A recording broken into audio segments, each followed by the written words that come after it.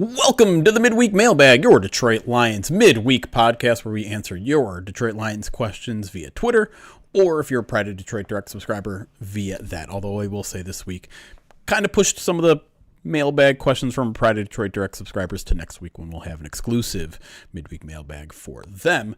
But my name is Jeremy Reisman. I'm the producer over here at Pride of Detroit, and you can find me at Detroit Online on social media. With me, as always, is, I guess you're back to just the... What is it? I've already forgotten what your actual title is. Just a managing editor, man. Just as simple as that. All right, managing editor of Pride of Detroit. He is the machine that is finally getting recharged. And you can find him at Erik Schlitt on Twitter. It's Erik Schlitt. Hey, buddy. I went to sleep at 10 o'clock the first time last night. Yes. The first time I've gone to sleep before midnight in about 2 months. And so I finally got like a decent amount of sleep last night for the first time, and I'm feeling refreshed and ready to go. Nice. Well, yeah, that's what we're here to do. Get back going. Plenty to still dissect from the Detroit Lions draft, and unsurprisingly, most of the questions we're taking this week are about that, but a couple things looking forward as well. But let's jump right into it. A bunch of questions today. This might be a bigger episode than normal because I just wanted to get to a lot of really good questions here. First one comes from Ash Soden, our good friend from Moore and Ralder Lions UK's asks, and this was probably one of the more popular questions we got. What details can you glean from the draft /UDAs about any changes to the defensive scheme? I can't shake the inkling that we might move to more of nickel sets, 4-2-5, as we drafted a nickel and a run-stopping linebacker and added 2 more nickels in the UDFA class. Yeah, I'm getting that lean as well. I still think 3 safety sets are going to be, I'm sorry, 3 linebacker sets are going to be part of the game plan. I believe, though, that they should be dialed back in their usage. You still have guys on the roster who play the 4I. You drafted Tyree West, who I think is a good fit for the 4I. And you still have good depth at linebacker. Like the first 6 are good, but then that's really all you have, right? Like you have a UDFA as number 7, and then you have nobody after that, literally nobody. Yeah. So it goes a bit against how they've organized that linebacker room in the past. We've also seen a heavy influx of 8 safeties on the roster, 8 corners on the roster, plus another 2 reported UDFAs. And so it does certainly look from a roster construction standpoint that while the defensive base sets, I think, will remain the same, I also believe that there's going to be a shift towards more nickel usage. How much? We'll have to see how it goes because, they're going to shift their scheme depending on which players are playing well. And if the nickels aren't playing well and the linebackers are, then we'll see more linebackers, right? But it certainly looks like the plan is to start shifting more towards nickel sets. I feel like we're getting a little too caught up in this like nickel versus base stuff because it's not only which players are playing best, it's which team you're playing the upcoming week, right? Like all those things are going to fluctuate pretty significantly depending on your game plan that specific week. Now, obviously, you want to play towards your personnel strengths, and right now, the nickel depth looks a lot better than the linebacker depth. Does that mean they're going to go in that direction? Maybe. Maybe they have a linebacker they're ready to sign. Maybe they're going to bring back Zach Cunningham. Maybe there's another guy that they like out there. I think we have to still kind of continue to wait. I mean, they're not even at 90 men at this point, but I certainly get the inclination here that linebacker position in particular is a little bit head scratching with the depth that they have at that position right now. Now, could the Lions have done anything differently in the draft to make that position look a little more strong? Maybe.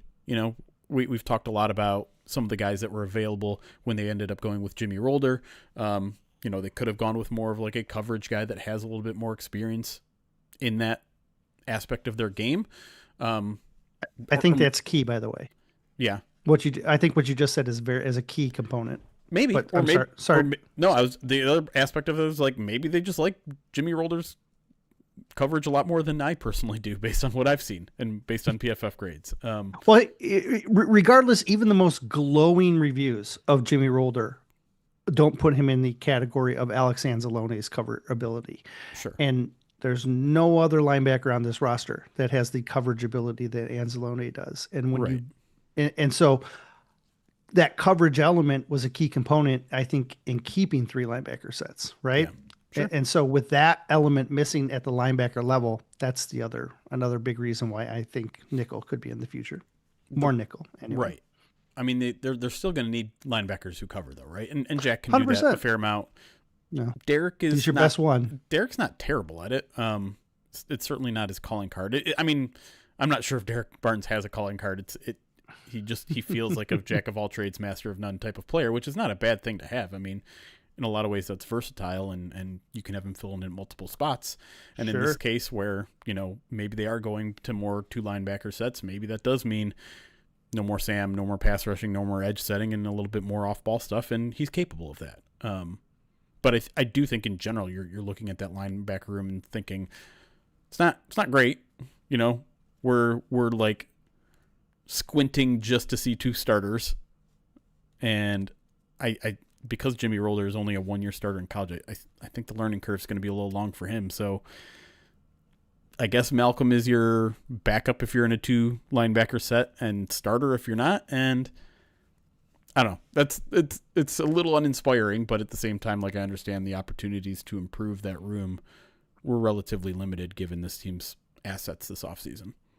Right, which is another reason why, again, you haven't invested as much in that room as you have in other positions, and so Sure. it's the way it looks. Like, things can flip on a dime. So, Yeah. but on paper right now, that's the way it looks. Anything with the defensive front based on the additions they made? Because I think you look at the current needs of this team, and it's a little curious that this team hasn't found a nose, right?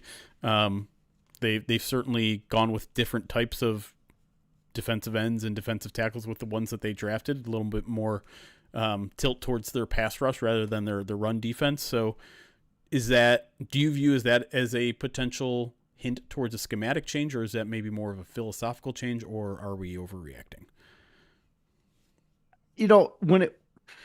I do think adding another nose tackle would have been more in line with what we've seen from this defense in the past. Certainly, the lack of addressing defensive tackle in free agency and then not taking it till the 6th and 7th round in the draft tends to make me think that maybe they have a little bit more confidence in Levi than I was anticipating. Sure. Or they're putting a little bit less emphasis into that spot as well.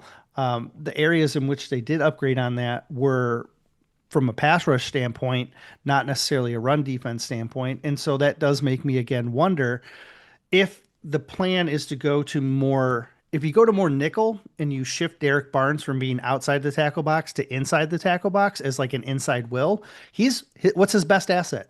I know he's a master. I agree with you. He's a master of none, but he can do so much. Yeah. But what's the best thing he's good at?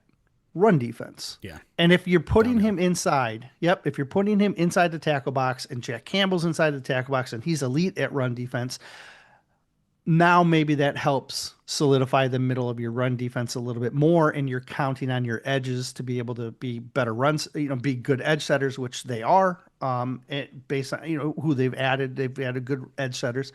So that's all part of the mix of why, again, I think shifting Derek Barnes more inside the tackle box could be an answer to why maybe they've gone a little light on the run defender aspect at defensive tackle.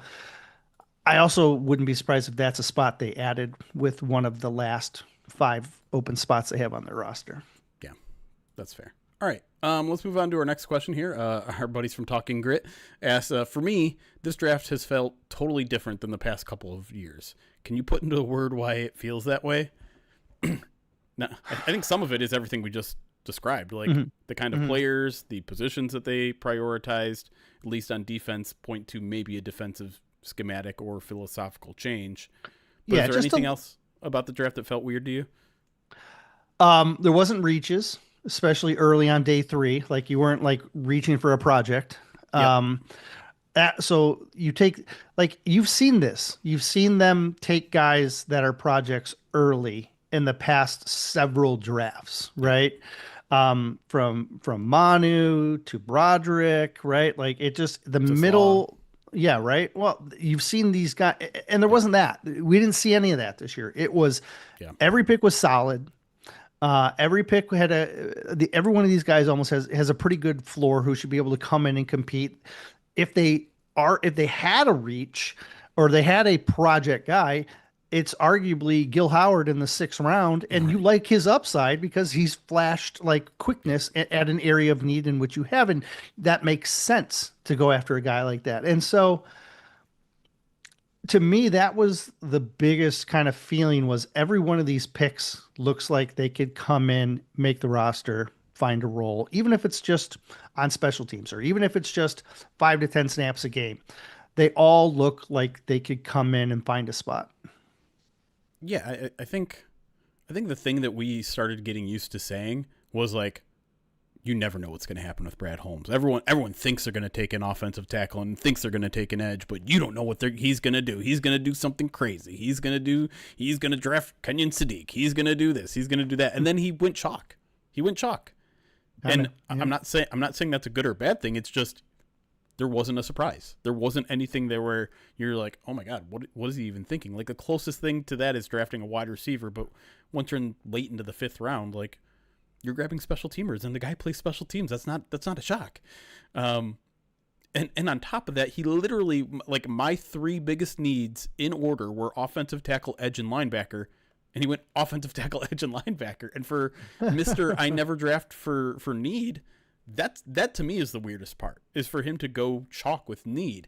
And he talked about it a little bit with Tim Twentyman in his post-draft interview, and he said, like, listen, I still believe that. I still believe we're a best player available team. The board just fell the way it did. And, he did admit, like, sometimes there's a bucket of guys, right? All of them, Mm-hmm. we if we picked any of those names out of a hat, we'd be thrilled. But it's kind of a tiebreaker. Need. Like, yeah, if we had Kenyon Sadiq and Monroe Freeling and Blake Miller all in the same bucket, they're going to lead towards the offensive tackles because they knew that was a bigger need. They knew that was something that's a little bit more foundation. And he even admitted, like, sometimes even premium picks is the tiebreaker. The premium positions are the tiebreaker. For Mr. Positional Value, getting a premium right tackle or edge defender, I think he not so secretly recognizes that that's worth more than a running back of the same level or tight end or guard or whatever, defensive tackle. So I think this leads credence to what you've been saying for years now, which is like he drafts for need, but like not blatantly, right? Right. The interesting part of all this though is that you could certainly make the argument that he did exactly what he says he doesn't do, which is reach for need, because and we'll talk a little about consensus big board stuff because that's been a hot topic on Twitter for the past week, thanks to our good friend Arif Hassan. You can make the argument that literally every pick other than the corner was a reach, right? They were picked higher than According than to the consensus. right, Yes. exactly. According to what most media people had out there. I feel like they do that. I feel like almost every year they're Yes. going to be below the consensus, Sure. right? Yes. Yeah, that's just way Brad operates. Well, he okay, doesn't so- operate off the consensus. There was a column I wrote last year Mm-hmm. called "Do the Detroit Lions or does Lions GM Brad Holmes have a reach problem?" I wrote it days after the draft, and I looked at all of his like quote unquote reaches compared to the consensus mock draft, and generally speaking, yeah, there were a lot of like Jack Campbell was a 26-point reach, Josh Pascal 24, Sam Laporta 17, Jahmyr Gibbs 13, Aleem McNeil 8. But it was the huge ones that really did him in. Broderick Martin was a 164-point reach. Giovanni Manu 174, Colby Sorsdale 148, James Houston 83.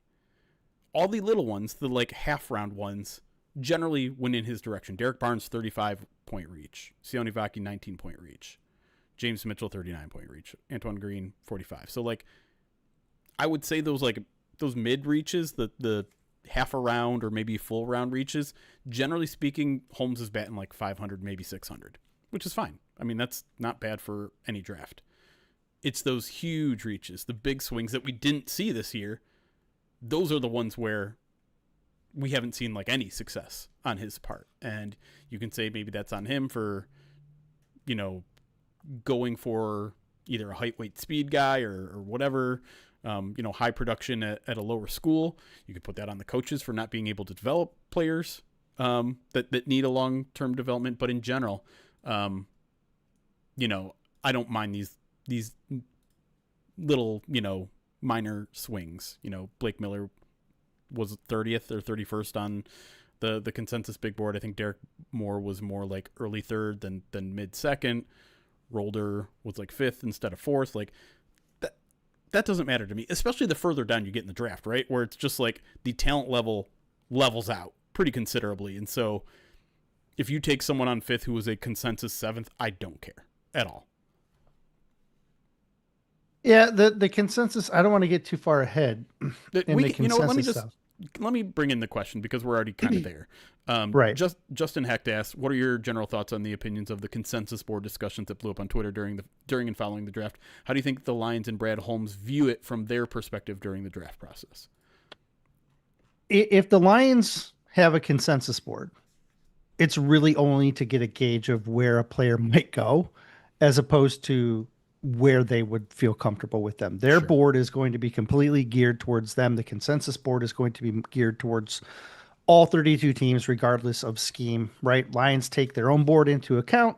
Therefore, some guys who play play better in their scheme are going to be higher up on their board. And so I get the idea behind the consensus pick or the consensus board. But the way I view it is it's just another tool. Yep. Right? Like everything is a tool. Yep. RAS scores, tool. Grit index, it's just a tool, man. It's not, you know what I mean? It's just another source. Yeah. It's the consensus board. It's just another source. The guys' film, combine workout. They're all just a bunch of sources that you're putting together to utilize. So I don't hate the consensus board. Yeah. But I also don't think it's like, the end all be all either, right? I'm not on either extreme in this. So that's the way I view it is I don't put too much weight into it, just like I don't put too much weight into if a guy ends up having a bad day during testing or something like that. Yeah. Like there's exceptions to every rule. There's guys that are going to fit better in one than another, and it's a resource. That's really what it is. There's just a bunch of tools out there. That's what we're saying. Look, yeah. Yeah. It's about, and the key is what makes you a good GM is knowing how to use them for what works for you. Right.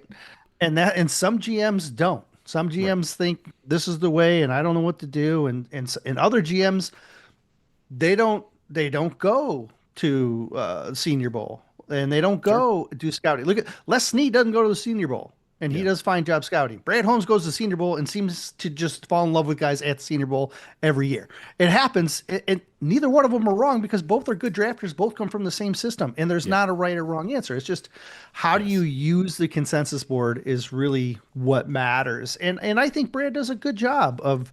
I've always said this. I think Brad does a good job of anticipating where players are going to be picked, and where he thinks they're going to be picked versus his board, I think are also two separate thoughts as well, right? Yeah. And I mean, I think in general, the more data that you have, the better, right? And when you look at the data of the consensus big board, it does show that the teams that stray too far away and reach too far away generally perform worse. That doesn't mean you have to look at that big board and say, well, I have to stick with the big board. It just says, hey, if you are constantly an outlier, if you are consistently an outlier in the draft and you're consistently doing things that most analysts, draft analysts, believe, you are increasing the odds that you miss. That's all it says. And Brad Holmes has his opinions. They're often different. They're often not. And what I wrote in that Reach article as well is Brad Holmes has also done a pretty excellent job finding steals if you're looking at the consensus Sure. big board. Because if you Sure. look at some of the steals, Christian Mahogany, a 117 pick steal. Makai Wango, probably not the greatest example, but an 80 pick steal. Amon-Ra St. Brown, 43 points steal. Brian Branch, 29 pick steal. Malcolm, 18 picks. Terrion, 12. Hendon, 11. Ennis, 21. And of course, in this draft class, you got Abney, which was like a 90-point steal, according to consensus big board. So to me, as long as you are mixing reaches with steals, you're fine. And in the big board, again, I think it's a data tool. It's not the end all be all, like you said, but I think it's worthwhile because here's the thing, like, I think there's this perception that it's just like these idiots with their own big boards that don't do research. Like Arif, when he puts together the consensus big board, he picks people he trusts. He doesn't just pick, he just doesn't Google big boards and like throws them all together. Some of these guys have done years and years of scouting, some of them professionally, some of them not. You're talking about data. You're talking about more eyes on prospects. Do they have the resources that your front office has? No, of course not. They don't have all the film. They don't have all the interviews with people on campus that know these players and things of that nature. But they are a pair of eyes. There's more analysis, and you should never turn away more analysis just dismissively. If you look at my big board, I do like a smaller version of a consensus board. Right? I take six analysts that I trust, and I average their opinion. Right. Yeah. And so it's the same thing. And then I change my rankings how I like them, and I'll put guys up ahead.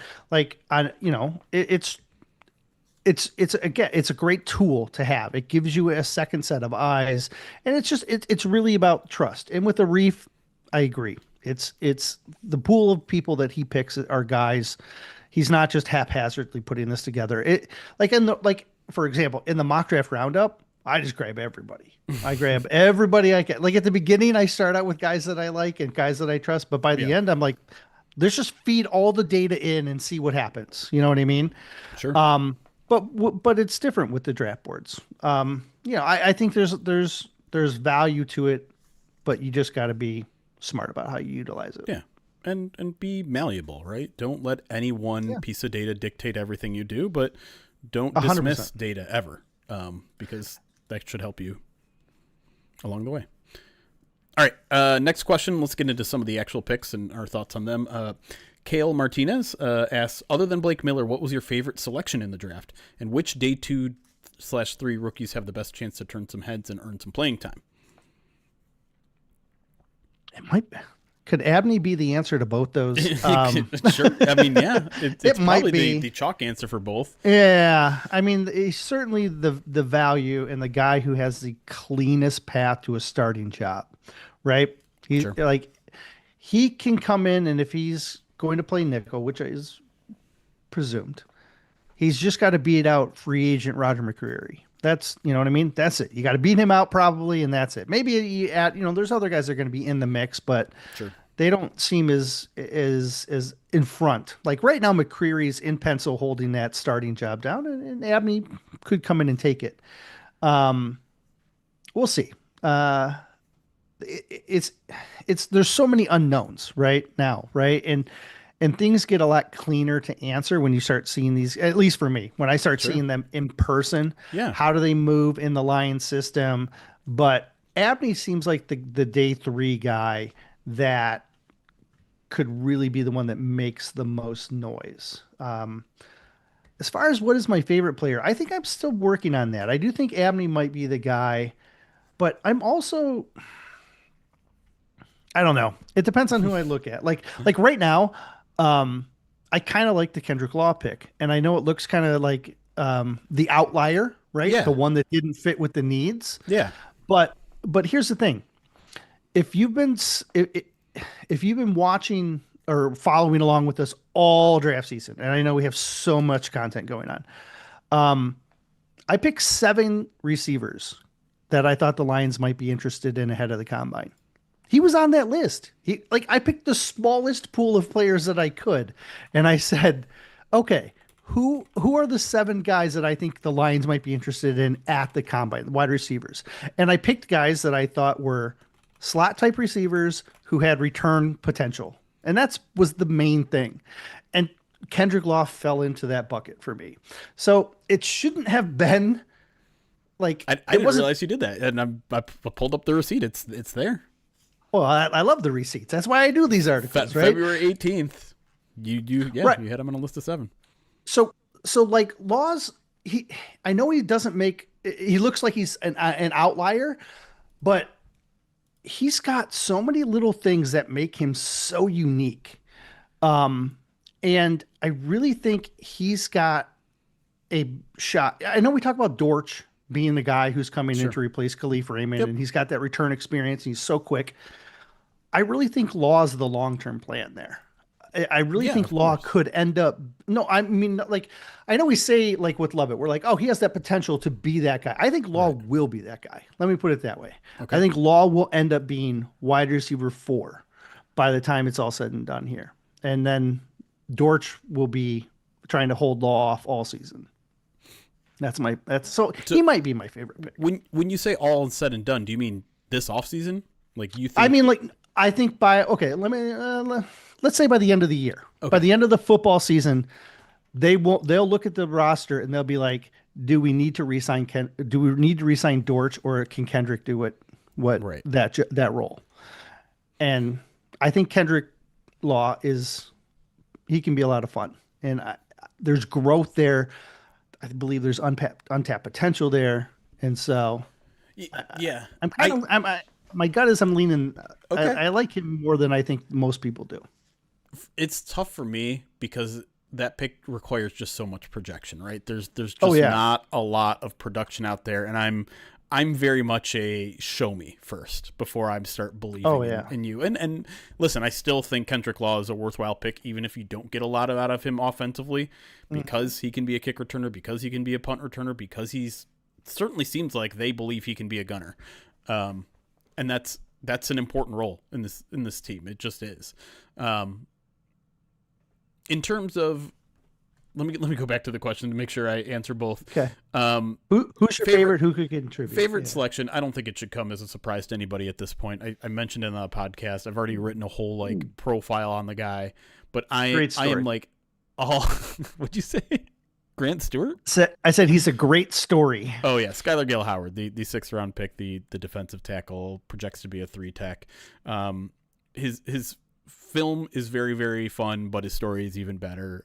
Yeah. His press conference was fun when he talked to us on Zoom.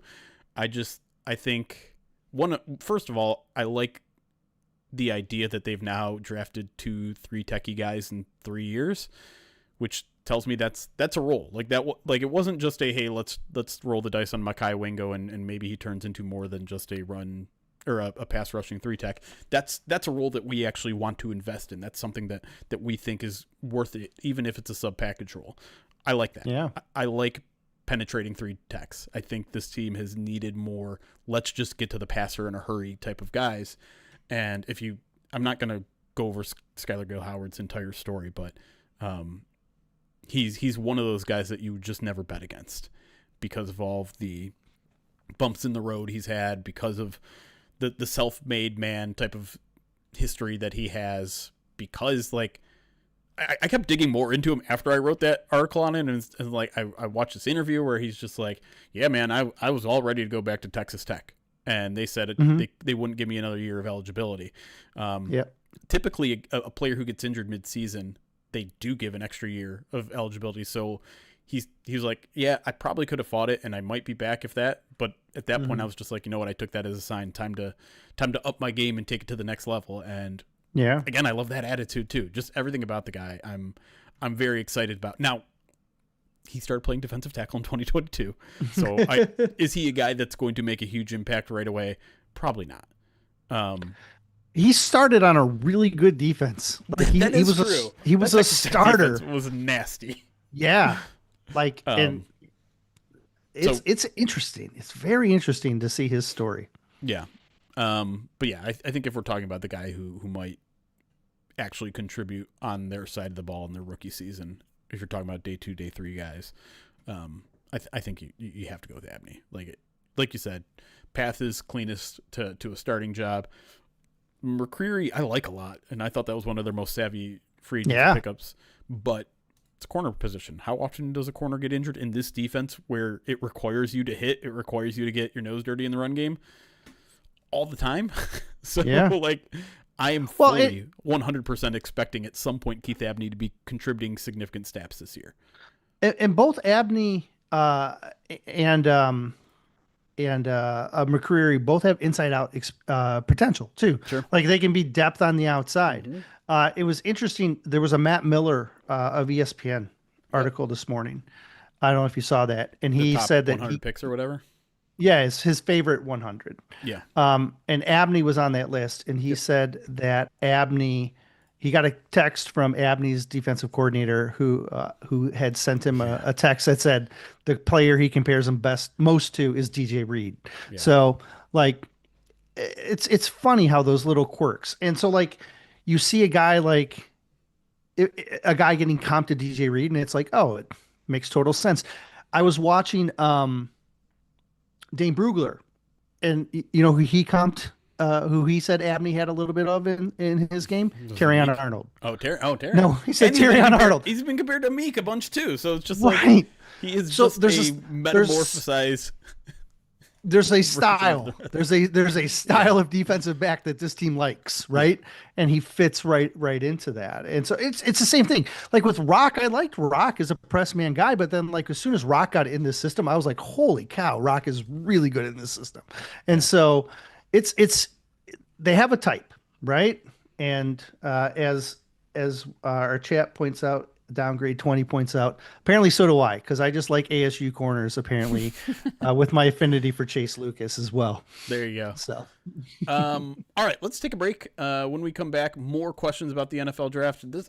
We're trending towards this maybe being a 3-segment podcast, so plenty of Lions content to go on this week's episode, so we'll be right back.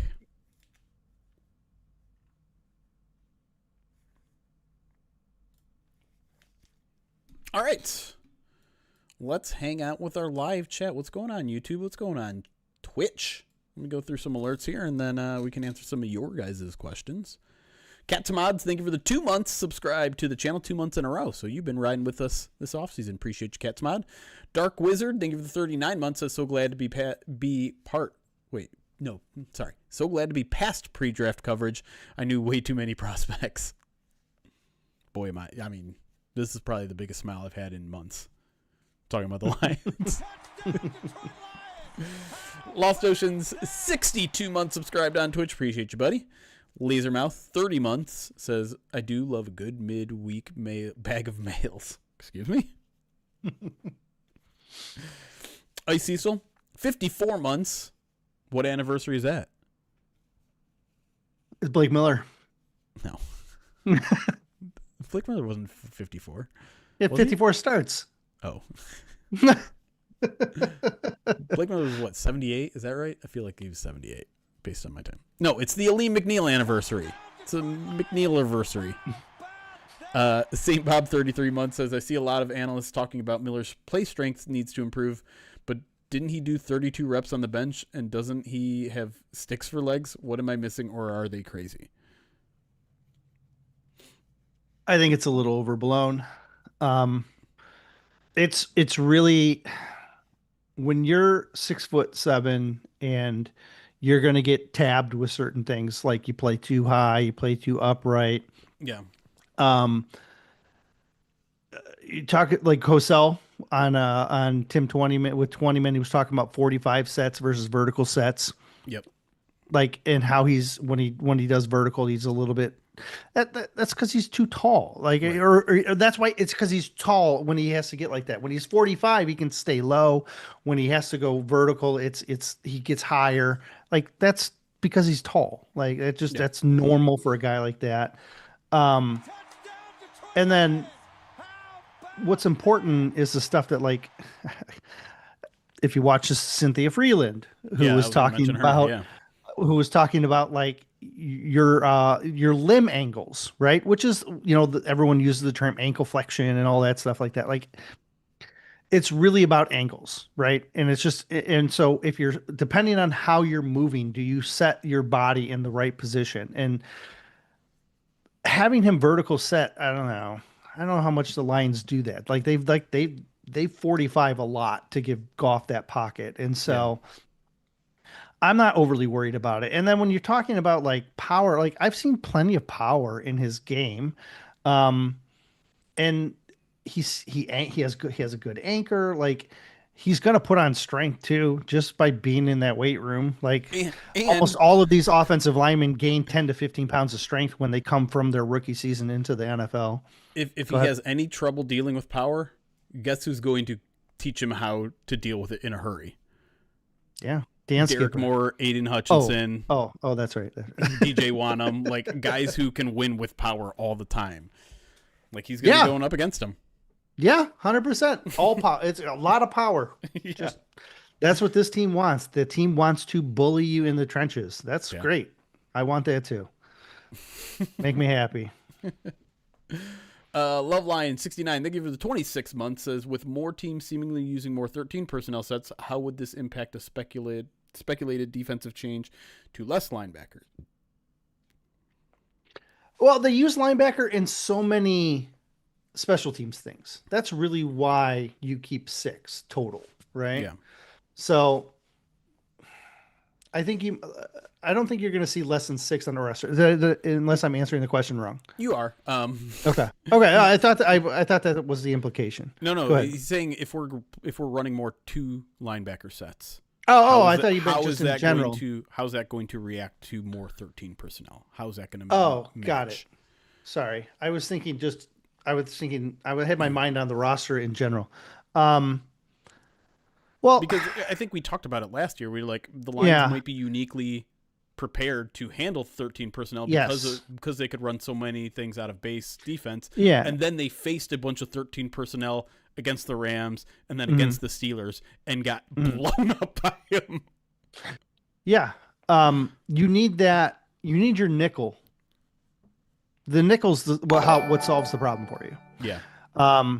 Which is one of the reasons why I think a guy like a maybe a nickel who's a little bit bigger Yeah. might be more valuable. Um, I just don't know if they have that guy. You know what I mean? Yeah. Like they like outside of Branch. If they have Branch, I think it solves your problems. But I'm gonna look at their sizes just to see, Yeah. like, I because mean, I know like Isian's not big, and Thomas Harper's not that big, and I, is Chuck Clark big? I don't even know how much. Yeah, Chuck Clark's 210. Like there you go. Maybe that's why they got him just for 13. just for 13, he's there 13. Just It's a fair question to ask. facetious. Because it's definitely something that came to mind, especially like right after the Chicago Bears took a tight end. Mhm. Did they get Roush? Is that right? Oh yeah. I still think 13 personnel is generally we give it a little bit too much attention considering how much even the 13 personnel teams that use them. Mhm. But I mean, now that a divisional foe has three very capable tight ends, we could see them use it on like Sean McVay levels. The only one that was, I mean, they were at times using it up to 40 to 50% of the time. It's something that you'll have to have an answer for when you play Chicago. And the Lions didn't have an answer for it last year.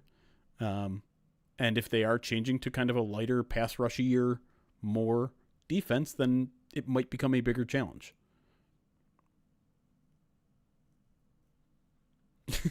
We'll find out, I guess. I mean, You're very mad at the Chicago Bears. yeah, they suck. I'm so mad. They had a good. Ben Johnson might save Pole's career. Like Yeah. drafting for Ben Johnson, he's much better at drafting for Ben Johnson than he is drafting for any of the other coaches he's got fired.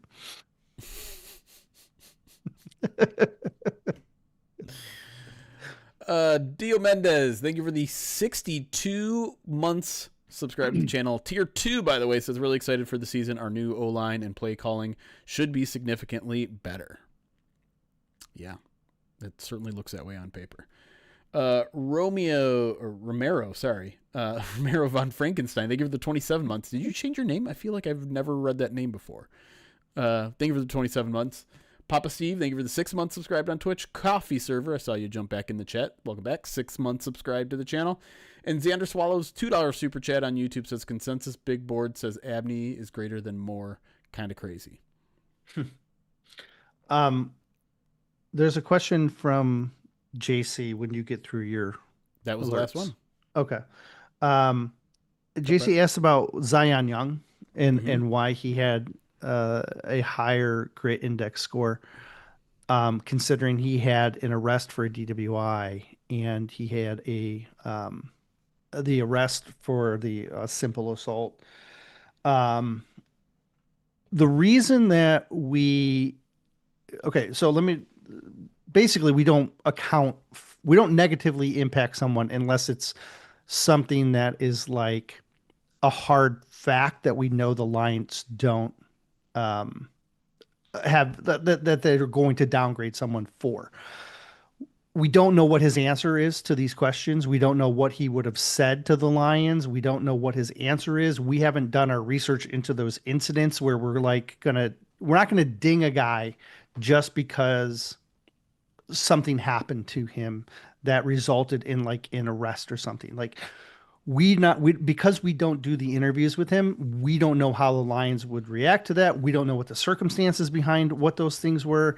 I mean, there's stories out there, but we try not to go down the rabbit hole of like negative and then start trying to extract points from someone. We just try and look at like positive attributes and stuff because I don't know. Like I would hate to inappropriately negative a guy because of something that I don't fully understand. That's all. Yeah, there's a mystery around it. It's not. And yeah, I mean, like there's a mystery to a lot of stuff, but yeah, sure. Like we'll find out. I mean, actually, we probably won't find out because he's not on the team. So. All right, there's a lot of good questions coming in here, so let me scroll back up. How's Gil Howard's fractured ankle going to affect his starting time? Do you think he'll be available for OTAs? I think he did a bunch of testing, right? He at his pro day. I think he's fine. He has a full athletic profile. So I mean, listen, the Lions certainly like to take players slow in general, so like we might not see him at OTAs, but I don't think there's any concern about him missing training camp or anything like that. And to be honest, OTAs is more mental than anything else, right? Like there's not. Yep. It's just feet wet. Yeah.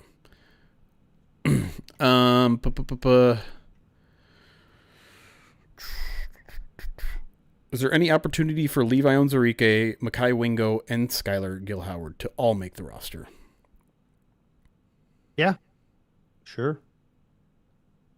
I mean, definitely 2 of 3 for sure. It really depends on how much they want to invest, like in the defensive line. Like if they're investing more in the defensive line, and let's say they want to go 5 linebackers, then you found an extra spot. Or, Brandon did our 53-man projection, so yeah. I haven't really sat down and thought about it beyond. I've really just been focused on the 90, but yeah, I certainly think there's an opportunity. The trick would be for both Gil Howard and Wingo to make the roster. Somebody's going to have to do something else other than just pass rush. You can't just have 2 situational pass rushers, right? Right. One of those guys is going to have to be like a 4-eye type that can back up Levi. Right. And I still think Gil Howard is a guy who could play special teams. I really do. I think he could play the middle of their kick returns. Yep. Or, kick returns maybe and kick pursuit probably. And so I do wonder if that gives him a little bit of an edge. I mean, when it comes down to the final decisions, that'll play a factor, but we'll have to see how that all plays out first. Right now, I'm just speculating. Yeah, I mean, they'd basically have to take, looking at the depth chart here, like Tyler Lacey's roster spot. Sure. Chris Smith's that could roster happen. spot. That could happen. Yeah, and like you said, maybe find another spot elsewhere. I mean, I expect maybe four edge guys, and right now they have five. You know what I mean? Yeah. So like and I'm not sold that Turner or Hassanin make the roster just yet. I think they're still going to have something to prove. I feel good about the other three, about Wanham, Moore, and Hutch, of course. But yeah, there's a lot of different ways that the roster can be constructed. Right. And they're looking at Brandon's, and he did a good job with it. I probably have a little bit of disagreements here and there, but like, you know, he went with 3 running backs and 6 wide receivers. I might go 4 and 5 there. 3 tight ends feels right.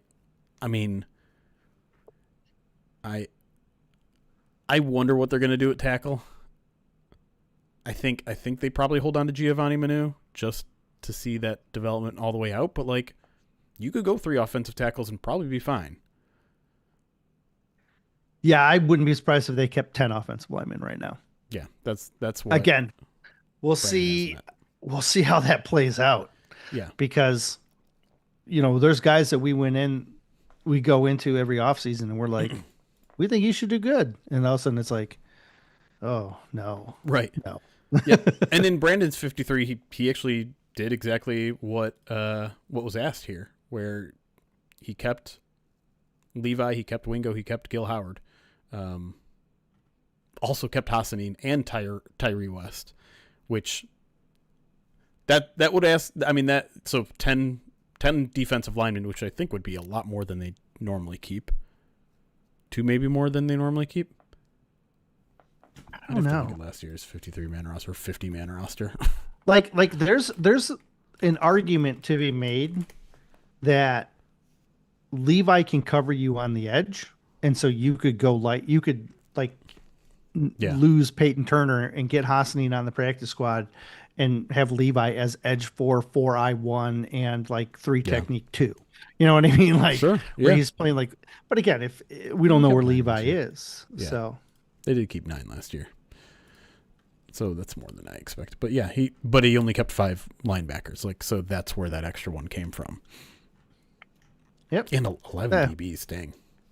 Now, and you can again flop that. You go down to 10 and then add a linebacker, or 10 and add so it's fun when you're only debating like the last 10 to 12 spots, as opposed to debating the last 30 spots. Yeah.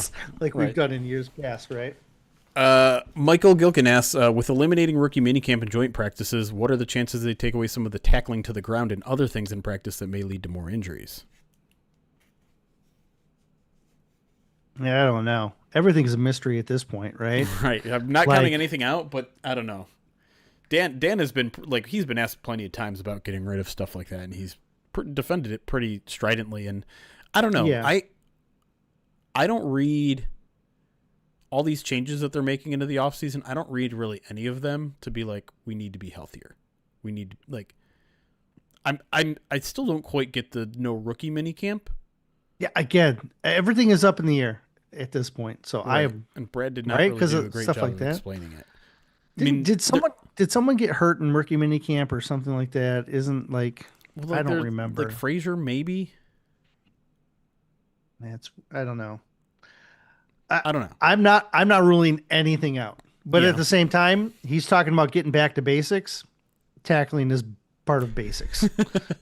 I'm just saying. I'd really like to sit down with Dan and ask him about all those changes, because we haven't gotten a really good answer from anybody. Their answer is like, we feel like we can spend that time better. Okay, but why? Like, what aren't you getting out of rookie minicamp that you will be getting with whatever your replacement behavior is? Yeah, I don't know. And I feel like it's tough to even speculate right now. Yeah. Lost Oceans asks, I know it is before rookie minicamp and mandatory training camp, But I really like what I saw out of Meeks last preseason. Any chance he cracks the roster or they try him at tight end? Here's the deal.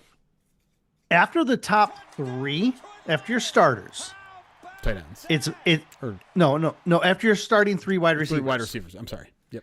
If you're starting three wide receivers, it's all slot guys and Meeks. So yeah. I guess. I 100% think Meeks could sneak in. Yeah. Because they don't have depth that is above 6 foot, really. I mean, I'm being facetious, but almost everyone. I don't know. I mean, I wasn't actually. Dortch is 5'7". Okay, Kennedy is 5'10". Lovett is 5'10". Malik Cunningham is 5'11" and 6'8". Okay, so there you go. So Meeks is your only reserve that's over 6 feet tall, and he can block, and he's got like. So yes, could he be wide receiver 6? I am. It's totally possible. Yeah, that's interesting. The tight end stuff is also interesting now because you obviously have a full off season, right? That was something they toyed with last year. If maybe their exit interview, like, hey, you see our wide receiver room. Go spend all off season bulking up a little bit. We'll throw you out there at tight end and see what we can do. I'm going to talk about the tight end room when we're back on the air, so I don't want to get too much into it. Okay. Keith asks, was it just me or did Brad seem way more open and humble with the media in the post-draft press conferences this year? I don't think I really noticed a difference, to be quite honest. I mean, he was more playful with the edge stuff. Yeah, because he drafted an edge. Right. But I mean, he was playful with the media as opposed to like, and he made funny, he made jokes. Like he was like, maybe now you'll get off my ass. About this. Like that was funny. That's funny, but it's also kind of combative. No. I know he's mostly He said joking. it while laughing. It's truth and jest is what it is. Well, that's just him though. I mean, of course. That's what I'm saying though. Like that's him. I don't think he felt any different. And I thought it was not a good or bad thing. I thought it was a little lighter. I thought on day 3 he was not as relaxed, but he was more excited about the prospects. Less. I think day 2 was weird. Day 2 was weird. Took one guy and then was like, I'm out. Everyone go home and get some sleep. Yeah, but then like someone asked him like, so are you sure you're done? Like there's a whole round here. And then like he sometimes he does this where he just like he talks so soft and low where I almost can't even hear him. What? He's just like, I don't know. It's we feel good with where we're at and where our picks are next in day 3. I'm just like, okay. All right. It's weird, but okay. I really think what we said in our PODD after the day 2, I really think he didn't think he had the capital to get back into round 3 to get the guys, to get the amount of players that he wanted to get. Yeah. And not give up 27 picks, which doesn't seem like he had any interest in doing that. It sure seemed like he didn't think he had the capital to get in, so he was just like, "I'm not even." I tried and I just don't have it, so I'm not. I'm just going to sit on my hands and wait for 118. While we're talking about trade ups and using future draft capital, can we talk about like the two? There's now 2 rumors. One is unconfirmed with the Lions, unconfirmed that they're talking about the Lions. One apparently is more confirmed. The first being Baltimore. Your favorite reporter, who I won't even mention by name, talked to DaCosta, the GM of the Ravens, who said, we had an agreement with a team later in the teens to move down with a couple of fourths, a couple of fourths, and they backed out at the last minute. Sure sounds like the Lions, right? It's the Lions, right? It has to be the Lions. It sure sounds like them. Because, I mean, you put the puzzle pieces together here. One, the Lions said they were interested in moving up, right? Mm-hmm. Brad Holmes said like, and at some point he said way up, like, and Yeah, he was calling the Rams too. Well, yes, he was going as high as them. We know for a fact. Oh, we do know for a fact? We do know for a fact because who reported that? Old friend Nate Atkins wrote something for The Athletic. Quote, the trade offers that came in the Rams' way at 13 were, quote unquote, soft, a team source told The Athletic. The Dallas Cowboys traded up to take Ohio State Caleb Downs. The Detroit Lions had interest in moving up, a team source said, but the return didn't excite in a draft that thinned out considerably by day 3 due to so many college players returning for name and NIL compensation. Okay. We all know Brad calls. Yeah. We all know Brad puts together, this is the package that it would cost. Okay, cool. Or this is the package that we're thinking about. Right. He does all of that ahead of the draft. Yeah, right. Of course. And then during the draft, he's checking in to see, hey, does this still work? None of this surprises me. I fully expect that it was Brad each time. And I fully don't care that he backed out. And no one cares if he backed out on DaCosta after what they pulled. Right. No, my I didn't want to get into the drama of it because I don't think there is drama. Even if he said, even if DaCosta's they backed out at the last moment, what the hell? That happens. And you know why it would have happened in this scenario? Because the Rams took a quarterback and no one saw that coming. Right. Extenuating circumstances. Not even their head coach. Not even their head coach saw no, stop that. But that to me is why the puzzle pieces make so much sense. Because if the Ravens say a team was offering 2 fourths, well, that makes sense because the Lions didn't have a third to offer.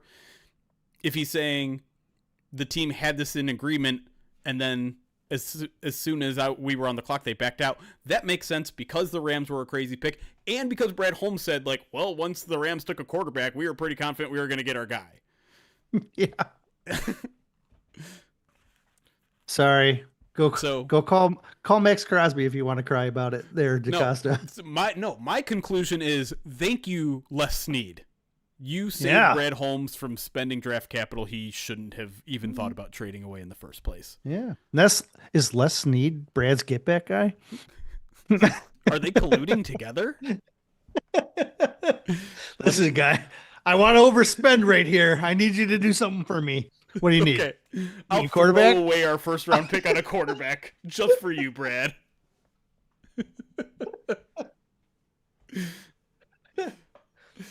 That's why McShay was so shocked. Or McVay. That's why McVay was. He was not shocked. I'm not buying any of that. He looks so. Sometimes these guys are really bad at hiding their emotions. They just look stunned. I honestly, I cannot and will not, and neither does Jordan Rodriguez, who covered the Rams, believe. Oh, I don't believe it either. It just is funny how he looked legitimately mad. But look, anything could have happened. Maybe they wanted to trade back up into the first round and it didn't happen. Yeah. Maybe he didn't like the pick. No, that's not a possibility. I'm sorry. I refuse to believe that Les Snead went rogue on the coach that is not 100%, but very, very heavily the reason why the Rams are relevant and have been relevant for the past 8 years. Maybe before he was got asked that question, someone asked him why he didn't draft an edge rusher, and so okay, that makes sense. See, now you're making sense. Do you think the way the Lions are paring things back in the offseason, they are just doing an I told you so scenario if injuries happen again? It seems they're just doing okay, fine, you guys want it this way, so we'll show you.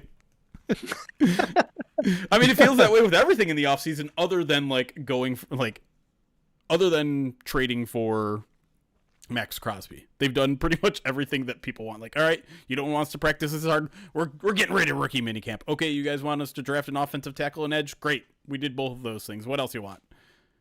You want us to get rid works, of You want us to get rid of Rod Wood? Brad Great, Holmes. we did it. Kidding. Yeah. All right, let me scroll down to maybe some more recent questions here.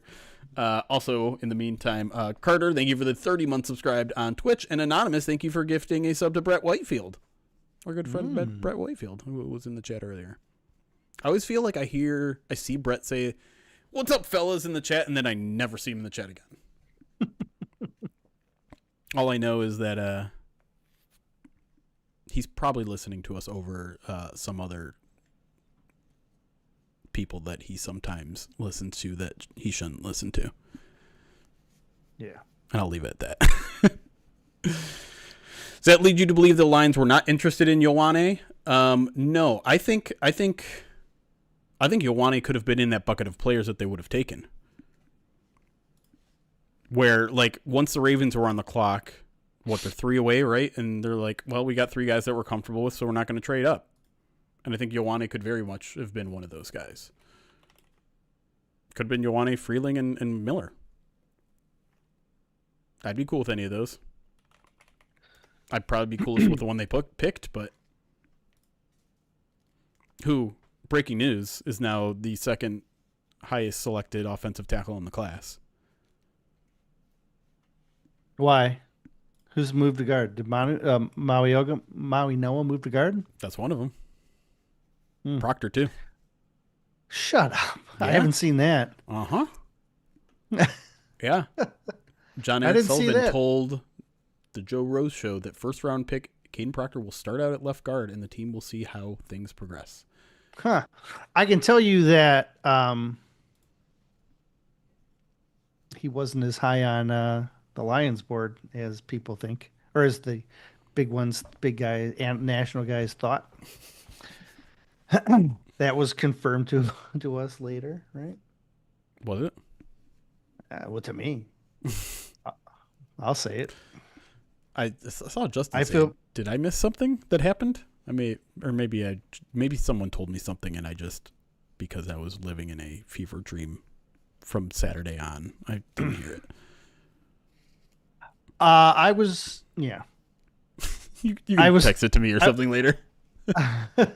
I was told that Proctor was not ahead of the options that they were considering at 18, at 17. 17. Yes. 118. Yeah, I know. That's what I was in my head. The 118. Joe Tiger asked 2 questions on the second round trade up. It sounded like Brad said there was a basket of guys we liked that he didn't think would reach us at 50. Moore was our top edge in the round. Do you think we would have taken Rodriguez if he didn't go at 43? Then also with the pick we traded away, do you think we take Abney with that pick, then Law with Abney's pick? I think the answer to your second question is yes. I think if they had both 4th round picks, they would have spent them on Abney and Law. Because Brad kind of intimated that was what the choice was at 118. He's like, well, if we take Abney, if we take Law, we're not going to get Abney.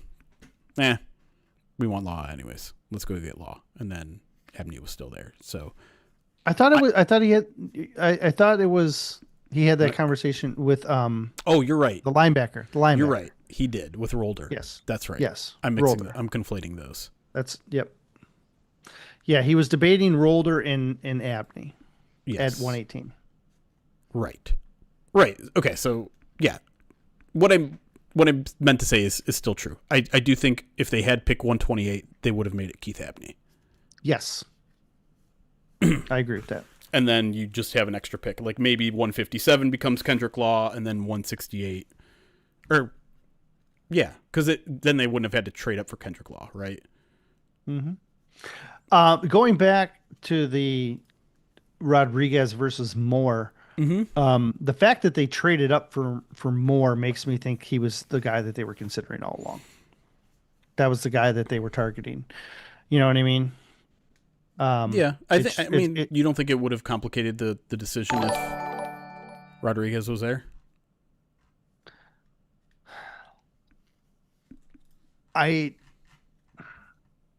Maybe, but no, because the edge guys were running out. You know what I mean? For some reason, it didn't click with me that Rodriguez was literally the pick right before them. Right, and like it's not like he saw that pick and then decided to call up to make the trade. Like that trade, the news that they traded came in pretty quick. Yeah. So I do think Moore was the target the whole time. Sure. That's against my guess. Because like I think he was saying, like, again, like we felt like there was about to be a run, and there certainly was, right? Like Zion Young went next, and then Giannis went 55. I thought there was more. Well, I mean, before, I guess the run had already started, right? Cassius Howard went 41. Christian Miller went 40. Christian Miller's a DT, but once you got 40. Right, once you got past Moore, the next edge guy didn't come off till 67, and that was Crawford. What? The next edge didn't after 54. Oh no, I 54. Forgot. Sorry. Wait, Giannis. I'm sorry. After 55. After Giannis. The next edge didn't come off the board till 67, which was Crawford, which would have been like a Sam. And then the next one after that was Romello Height, which would have been a Sam. And then the next one after that was Barham, who would have been a Sam. So like there was a fall off. Yeah, that was the cliff. After like Giannis. those after Giannis, right? So like they had to have been looking at that saying, boy, we've got a couple of guys that we're interested in, and we like this guy best. Right. And the way they're falling, we're seeing that list narrow. Let's just go get the guy that we think is the best, and it's 6 spots. It costs us 4. Who cares? Let's go. You know what I mean? Yeah. And I don't have much of a problem with that. I mean, if you want to be nitpicky and say you could have taken Giannis at 50 and been fine, I mean, you're right. But there's a reason they like 100%, and that's fine. It is what it is. Yep. All right, I really need to catch up with chat here. $2 super chat from Blitzing Lion says, after the draft, all teams should reveal their big board. I mean, we had a conversation with a reporter that has been covering the team for a long time. Oh, that's right. Yeah. And he said that back in like the 80s and 90s, they used to bring the media in and show them the board. Yeah. And all off the record. But this was like, we're talking like 30 years ago. But 40. Yeah, maybe. That the GM at the time used to bring the media in and be like, this is what our board looked like. This is why we picked this guy. And they were more open about that stuff. I would pay money to do that. Yeah, totally different. Like crazy. I would always joke, like if I was ever like this is going to be a dark thing to admit, make a wish. Like my make a wish would be in a draft war room. And I know for someone that supposedly hates the draft, that sounds ridiculous, but it's fascinating. Like to me, there's so much unknown about what goes on there every single year. It's crazy. By the way, really quick, they just dropped off-season workout dates for all 32 teams, and I believe the Lions are the only team that are not doing a rookie minicamp. Fascinating stuff. Yeah. I'm very interested to see if they're ahead of the curve or making more mistakes. Like or like making a mistake. You know what I mean? But I don't here's know. The thing. There's a couple things here. One, we're talking about 2 days, 2 or 3 days. Some teams are doing 2, some teams are doing 3. And how are you ever going to like know if it made a difference? Yeah. You aren't. There's no way to quantify how important rookie minicamp is. There just isn't. Maybe they're just trying to circumvent the media, keep the media out of observations. Maybe. I say that with OTAs like the next week. Right? True. Is it already next week? No, like the week after what normally is rookie minicamp.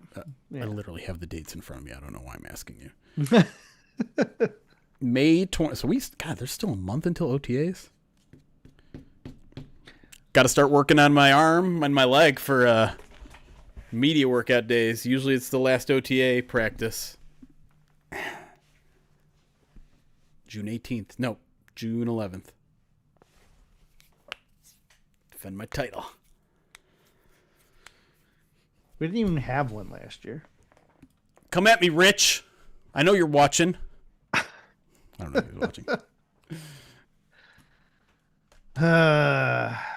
They do open tryouts at rookie minicamp typically. So that was I almost asked him a question because like, is there now like, do you lose your opportunity to do rookie tryouts now without a rookie minicamp? I think you can still bring them in just like they brought in some Wide receivers yesterday. Yeah, I think they can just bring guys in if they want. I want to talk about that just for a second. Okay. Because I there's some people freaking out because they'll freak out at anything that looks weird. That's just them like updating the Rolodex, right? Yep. Due diligence. It's just I don't even think it's like, I mean, maybe they signed 1 or 2 of them. They already have 9 on the roster, I think. But to me, it's more like a let's check in and see 6 slot receivers. let's see how healthy you are. Let's see how fast you are. Mm-hmm.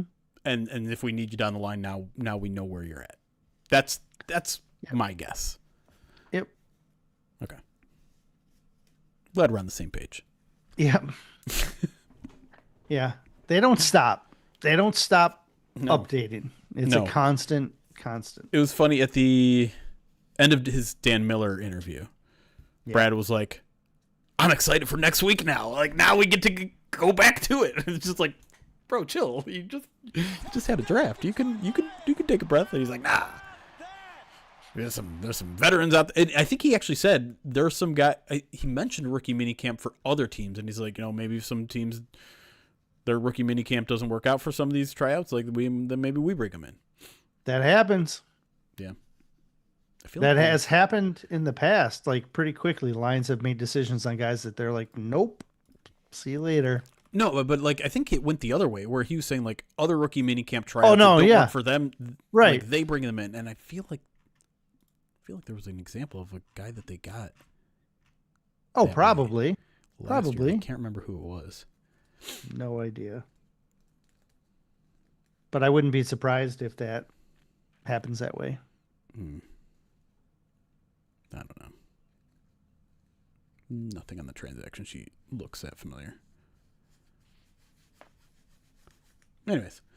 All right. 1 or 2 more questions, and we'll jump back in the show because we got a bunch to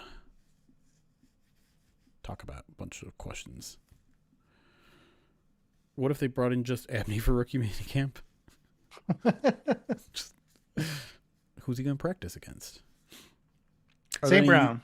UDFAs y'all think sneak into the 53? I think isn't that a question? I think that is a question. Yeah, that's a question. We'll answer that one downgrade during the show. He is a mini rookie. I see what you're doing here. Joshua Mercer, 65 months, says, what is the favorite pick for both of you based on value? I mean, Abney? Probably right? Abney again. Nope, Blake Miller.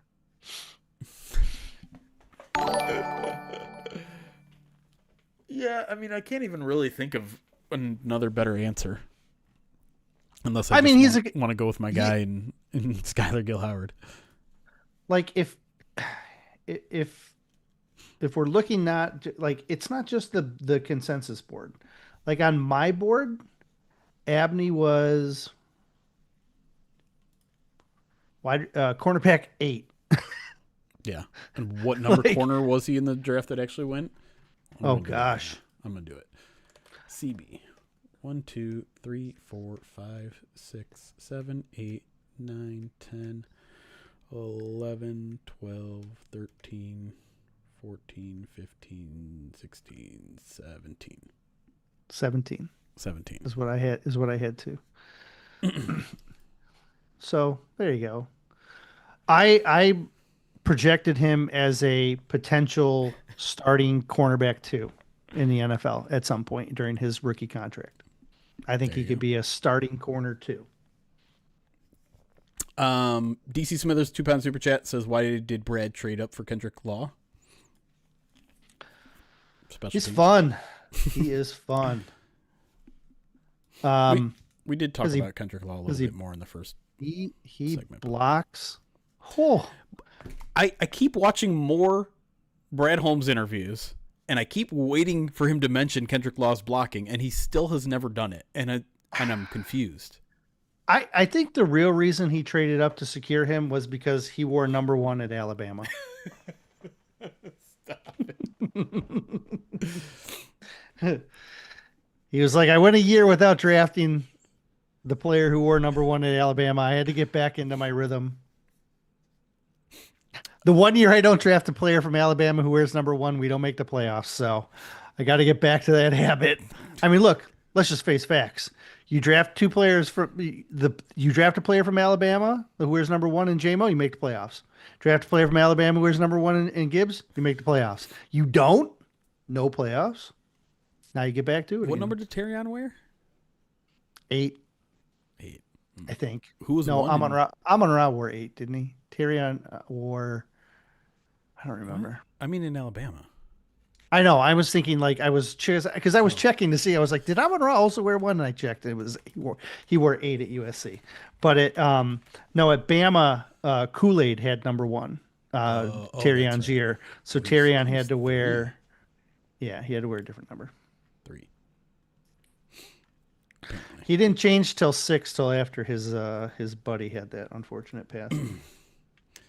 Exit Mortality. Favorite K-pop Demon Hunter song, Jeremy? You got me to watch it, and it was great. I mean, Golden's a classic. Golden's a banger. The opener, is it How It's Done? Is that how? I don't know. Dude.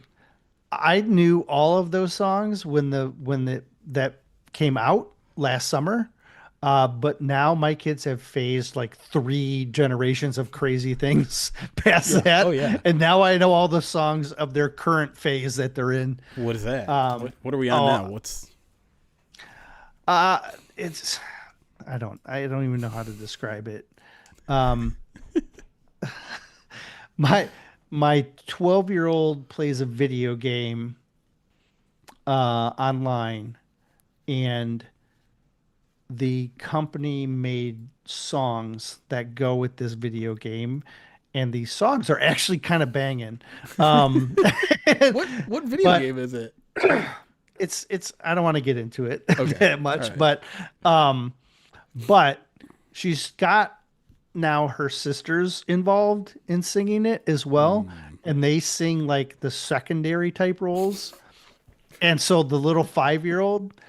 Like the 5-year-old doesn't know the game. Are they like doing little like backup singer dances? No, but she doesn't know the game. She doesn't know the game. Like the game's not appropriate for a 5-year-old. But she knows the song, and so like it's like the harmonizing that it's kind of ridiculous. Like because like Georgia's just supposed to sing like the her part song, which is very small. Yeah. But it's what's funny is Georgia, when they were first practicing, would stand by me and go, it's almost my part. Hold on. Wait for it. And then she'd burst into it. And then it was like, I don't know. It's very bonding. So I like the guesses that are coming in. Elden Ring, GTA, Final Fantasy 14. It's definitely not GTA. That is not correct. Okay, for a second, I was very confused at why the Detroit Lions were tweeting about Jeopardy. Someone on there? Jeopardy spoiler for anyone who is not caught up to this week's episodes, but the guy who was like a 32-time champion in a row lost this week. And apparently he has a quote to People magazine, quote, "I'm a big fan of the Detroit Lions and their coach Dan Campbell, who is very famous for going for it on 4th down. I always cheer when that happens." And I think the reason probably why that conversation came up was because I think this guy was notorious for true daily doubling it all the time. Which I am also a big fan. I get mad when they don't. Not only, especially, I get mad when someone in last place doesn't go all in. Got it. I'm like, what are you doing? You just struck the lottery. This is where you make your move. And then they're like, oh, 22,000. Oh, great, you got it right, and you're still 8,000 back. Idiot. You're so smart. Smart at trivia, but not logic. Big Jeopardy guy. Hard to argue with that. All right. I think it's time to get back to the show.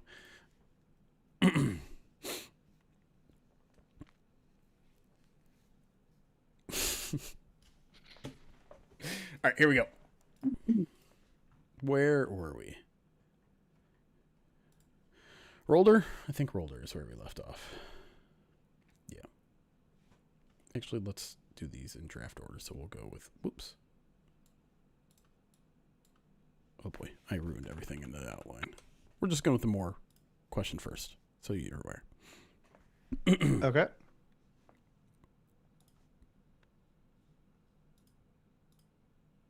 Welcome back to the Midweek Mailbag, answering your Detroit Lions questions about the 2026 NFL Draft. Let's go to day 2 and talk about Derek Moore, because Arcade Jimmy asks, I like the Moore pick, but it feels like he might be more of a one-trick pony.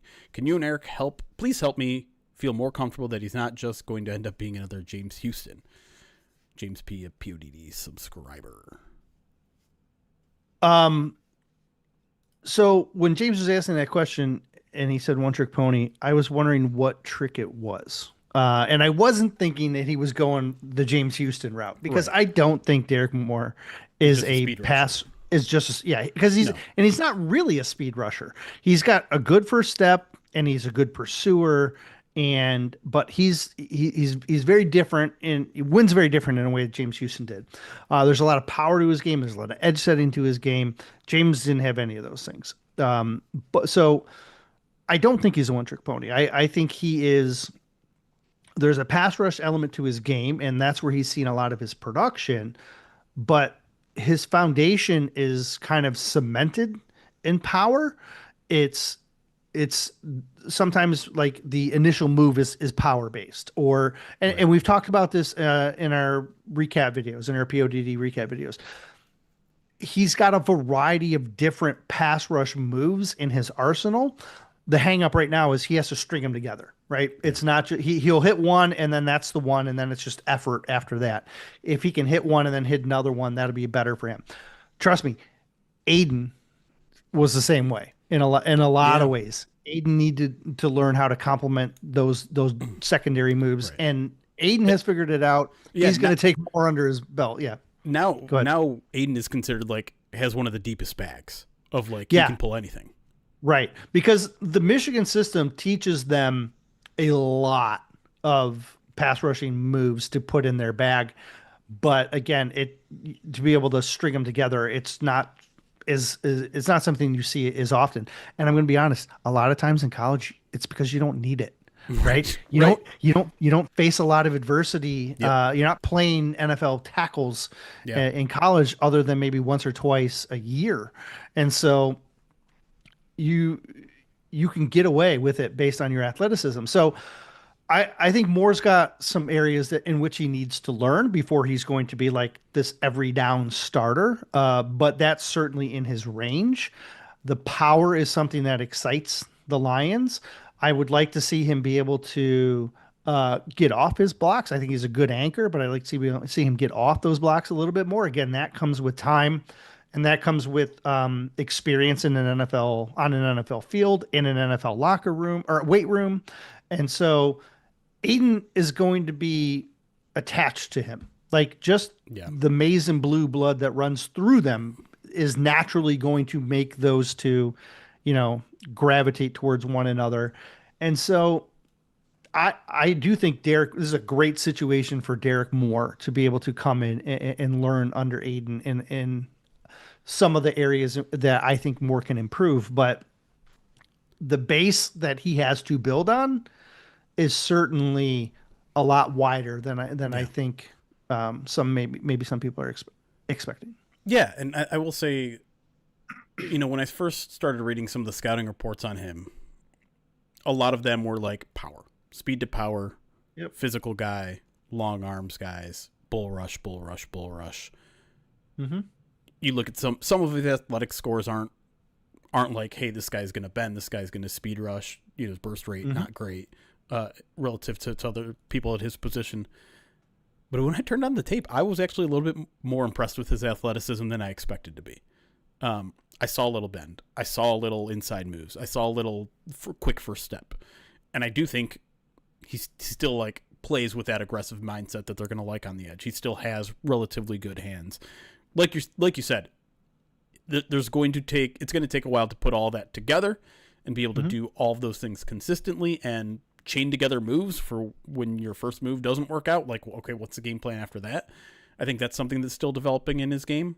And then obviously, like you said, taking the next step in terms of your opponents and dealing with more savvy tackles is going to be a challenge for him. But I'm actually pretty excited about his upside because I think there is more athleticism under the hood than people are giving him credit for. In the meantime, I think he can probably be a good run defender out of the gate. Again, like I'm a little perplexed as to why he has a reputation as a poor run defender, why the PFF grades aren't as good as his pass rush grades. I think the will is there. I think the physicality is there. I think in general, he does a pretty good job. Like you said, there are times when the tackle gets his hand on him, like sometimes it's over. I'm going to tell you why I think his grades are low. And the reason is the system that they run. A lot of times it's occupy the blocker and let someone else make the tackle. And he does that. He's unselfish in doing it's that. It's like a two-gapper nose tackle. They all grade terribly on PFF for some reason, even though their job is to usually just hold ground. Right. And in Michigan's system, you get that a lot, right? They run a Ravens system. It's been incorporated since, for years, and they just kept it going all the way. Even Wink came from Baltimore, right? Like it's Baltimore based, right? Corners are setting edges, right? And I can remember corners at Michigan getting dinged for not making tackles when they were setting an edge and driving the ball back into the interior for someone else. And I'm like, well, they're not supposed to. That's not how that defensive system works. And it's it can be a similar type thing with Moore here. If he's supposed to occupy the guy and he does it, he could get dinged for not separating when that's maybe not the job. And that's part of what makes grading defenses so hard. Yeah, no doubt. All right, let's move to the other Michigan man. This question comes to us from Everyone's Grudge on Twitter. Says, anybody think they drafted Ralder to play Sam and will move Barnes to Will?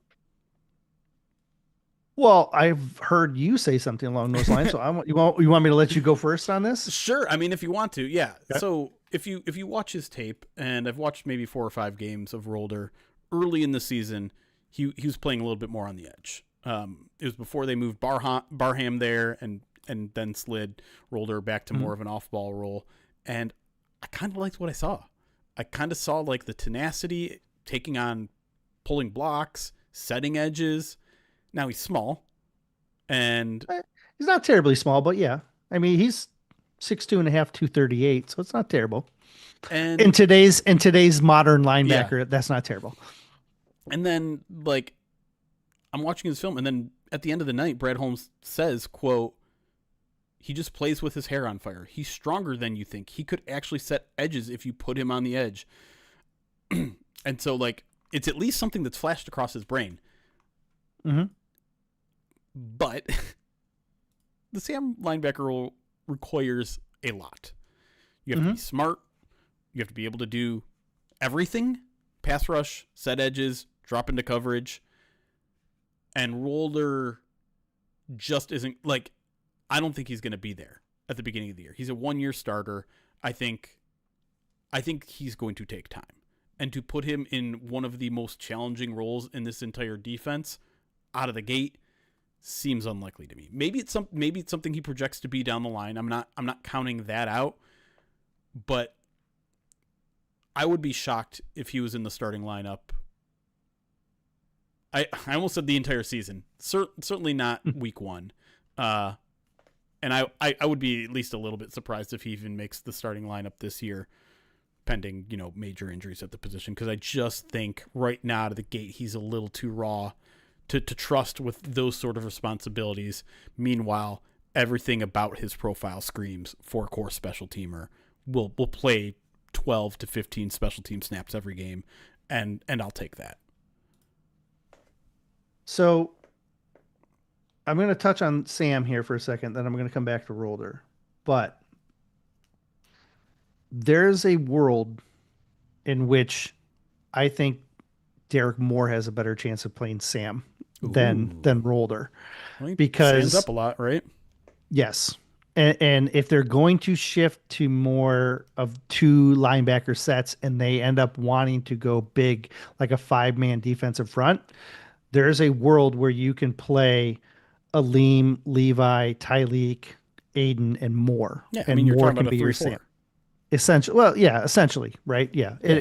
I am curious to see if when they shift from a 4-man front to a 5-man front, if it's no longer an off-ball linebacker that comes up to be that fifth guy, if it's now an edge, because Wanham can stand up, Moore can stand up, Peyton Turner can stand up, and so I'm curious to see if that wrinkle evolves. I don't know if it will, but like again, reading the roster, Yeah. it certainly is in Moore's wheelhouse there.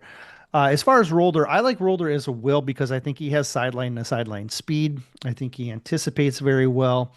And those instincts to me translate more to a traditional type will role. I'd like to see his man coverage it get better, especially if they're going to run like a 3 linebacker set and put him on the outside of the tackle box. But that's going to come with experience, right? I expect that. I'm not shocked that it's not where it needs to be with only 1 year of starting Right. experience. So I believe he can grow into that. But I'm with you. I don't think he necessarily finds a starting lineup this year. Keep in mind, Jack Campbell didn't start as a rookie, right? True. Until injuries happened, and then he Yeah. kind of needed to fill in. The So the deck of cards was a little bit more stacked back then at linebacker than it is now, but but it was an injury to Derek Barnes that got Jack on the field. right. So with Rolder, I think we need to be patient, but I believe his projection is it will. All right. We're going to officially make this a 3-segment podcast, so this is going to be the last one before we take our second break here. Stafford's fifth child asks, any chance a UDFA makes the roster? Eric Hunter seems like he could have gotten drafted, and Altmaier seems like a decent developmental backup. I haven't dove in on this UDFA class, so I'm going to rely entirely on you. I know you're starting to write up your UDFA class breakdown, so what have you found?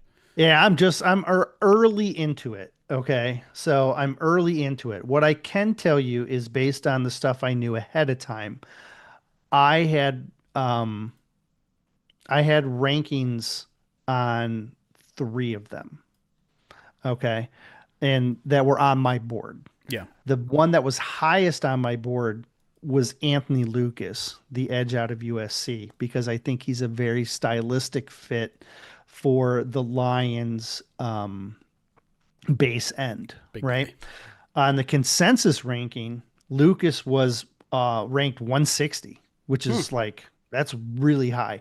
On my board, I had him at 198 personally, but he is a guy that I viewed as a solid rotational backup. Like he could be a solid back end guy who, in a kind of in a way, like maybe a more he's more experienced kind of Hassanin, but on the opposite edge, right? Like you're talking about a late round guy that you're going to bring in that you think can kind of come in and be solid. Yep. The other guy, I did have Altmaier ranked. Consensus board was 242 for him. I had him at 286. So I had him as undraftable. He would have been outside the draft pick range. I think he's a good fit for what the Lions do, but I don't know if he has a chance to jump Teddy Bridgewater to be quarterback 2, and I don't think they keep a quarterback 3. So in my opinion, that puts Altmaier kind of on the outside looking in. And the third guy that was in my rankings didn't make the consensus board, but I had him at 269, and it's not Eric Hunter. Excuse me. It's tight end Miles Kitselman. Mm-hmm. Kitselman is a tight end Y, so he's an inline blocking tight end. His passing game production increased. I liked him when he was out at Bama. Then he transfers to Tennessee, and so he's living his college career in the SEC. And he's okay. Like the blocking is enough that I think if they're going to keep a tight end four, his name is in consideration for that spot. I don't necessarily think he's going to jump into tight end three category right now, but he could be tight end four. And I think he, with a little bit more polish, a little bit more time in a pro system, he could work his way into like a tight end three. Like he could be Conklin next year, or Right. maybe he can even rise to tight end two at some point. I got to see him a little bit more in person, but like he's a sneaky guy that not a lot of people are talking about, and his ability to block and play in line brings an element to his game that make him intriguing to me. I have not watched the. I know a lot of people like Eric Hunter. Yeah. Out of I have Morgan not State, the watched. HBCU, I yeah. have not. I didn't watch him. Yeah. I don't. Morgan State's not film that I've come across in my scouting process. So like I'm gonna try and dig in and see if I can find something. I'm gonna be looking around. I'm gonna be, trying to read up on him as I can. Certainly, the guaranteed money is interesting. Sure. 175 is what's reported. $175,000 is what's reported. So that catches my eye.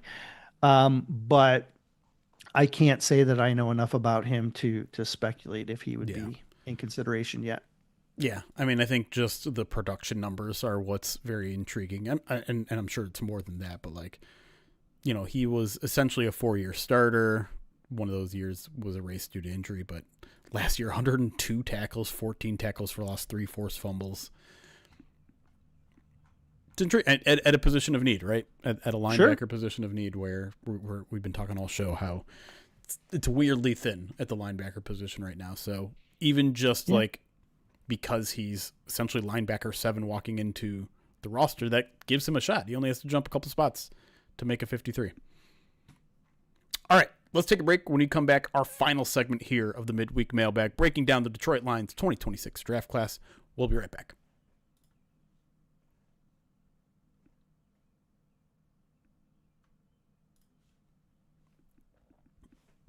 All right, we'll take a little bit of break, a little mini break here. All right. Can So I Rush, can I can I answer one question and then yeah. I gotta go feed the pup. Oh, that's right. Yeah. Um My bad. um I've got this question a few times about why did they take Rolder over Kyle Lewis? Right. I liked Kyle Lewis better because um I like Kyle Lewis better because I thought the Lions were looking for a cover linebacker. And I thought Lewis, even though he didn't fit the profile of a linebacker, he's a hang defender. I didn't care if he was a linebacker, if he was a safety, whatever you want to call him. I looked at Lewis as the best cover player, like hang defender that they could have gotten at that time. And if they were looking to replace Anzalone, made a lot of sense if they were going to go that way. Looks like they're trying to they're trying to pivot away from that cover, like that heavy cover guy. If they don't, then maybe I will question and wonder what would Lewis have made a little bit more sense. But if they pivot away and they're not relying as heavily on three linebacker sets, and they're not asking that their linebackers to man cover like tight ends and stuff like that, Yeah. then I'll completely understand that they're pivoting away. All right. But I'm gonna go but feed the puppy. okay. Go ahead. No, go ahead. No, I'm I was just listening. gonna say at the same time, it's just like, shouldn't you pivot based on talent? So if you think Kyle Lewis is talented, then you don't pivot. If you They were in the think same tier. They were in the same like tier for me. So like for you, okay. Yeah. I thought if you're going this route with your scheme, then I liked Lewis better. The covering is so bad. Maybe they weren't. You're staring like maybe they weren't in the same tier. Was he? Was Lewis? I don't think he was in the same tier. Oh well, then if anything, Lewis would have been above. I know I had Lewis Yeah. ranked higher. Yes.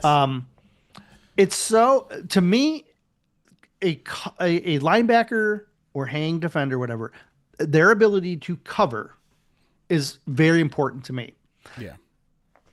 Obviously, the Lions didn't value that as highly, and apparently not a lot. Not a lot of other teams did, because didn't he go like in the 5th or something? I'm gonna double check. Wait, who are we talking about now? Lewis. Oh, yeah. No, Lewis went right Lewis. after. Oh yeah.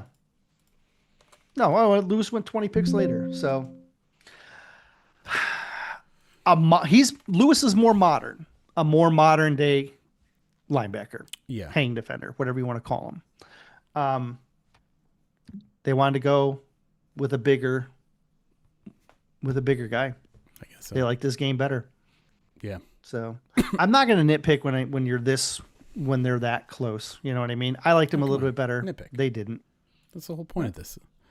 Sorry about the sounds. I was trying to search for a quote because someone's asked, did Brad ever say why they got rid of rookie minicamp? And he was asked, and I was trying to find the quote, and I don't have. It must have been the day one presser because we didn't get a transcript of day one. So I don't. He didn't give us much of an answer other than saying basically what he said for all of the things that they canceled, which is like we just thought there was a better use of our time. I don't quite understand. Do you think the no joint practices this offseason could be to hide the wholesale changes to the defense?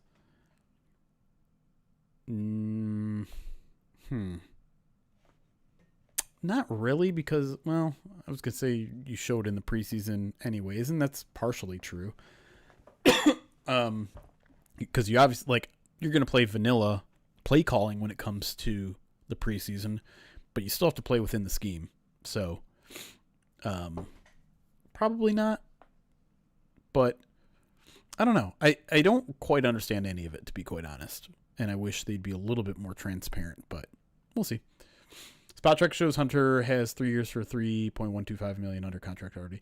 Yeah, so all UDFAs get 3-year contracts. They're just not typically reported that way. They're typically just reported with the guaranteed money because that's all that really matters, right? All these UDFAs get 3-year deals, but almost none of them see all 3 years of that deal because they don't make the team. Which is why the guaranteed money is what's reported, because that gives you a better idea of how much they're actually investing in these players. If you're giving them a 3-year, $3 million deal, but it's only $15,000 in guaranteed, that 3-year, $3 million deal means essentially nothing. But if it's 3 years, $3.125 million and comes with $300,000 guaranteed, that's on the higher end. So it shows a little bit more of an investment. Sometimes that also indicates that there were multiple teams interested in that player, and so in order to acquire them, you have to throw them some extra money. It's really interesting. Actually, when I was watching an extra interview of Skylar Gale Howard, they were asking him, like, and it wasn't asked in the best way, but they were basically discussing the difference between being a 7th round pick and a UDFA, because the money's different, but it's not that different. And so he was basically trying to ask him, like, is it in some way better to be a UDFA because you can then just choose where you want to go, assuming there are multiple teams that are interested in you?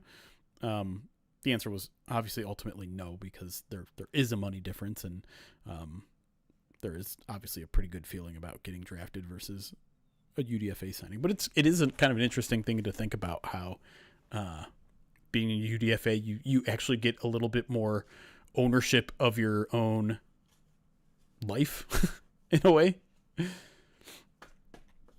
It's interesting. Does anyone else feel like Green Bay, Chicago, and Minnesota got worse? Not to be biased, but I don't think any of those teams improved. I'm kind of with Erik. I kind of liked what Chicago did in the draft, to be quite honest, and I don't like that. Minnesota had one of the most consensus worst drafts, because they got didn't they draft like a nose first round? It was Banks, right? Caleb Banks. And Caleb Banks. It was, thank you. Who I guess I shouldn't call a nose. He's just big, and he's big, strong, and surprisingly nimble. Has some pass rush to his game, and those guys are relatively rare. And we've certainly seen with some of these past teams that have won a Super Bowl, having a good pass rusher from the interior can be helpful. But I'm trying to remember what else they did. I think they drafted another defensive tackle, didn't they? Did they get Big Orange? What do I feel like they got Big Orange? Nah, they couldn't have gotten him too. Let me look at the draft. Vikings draft. Can I just see who they picked? Pick by team. Oh, they did get Big Orange. And Golday.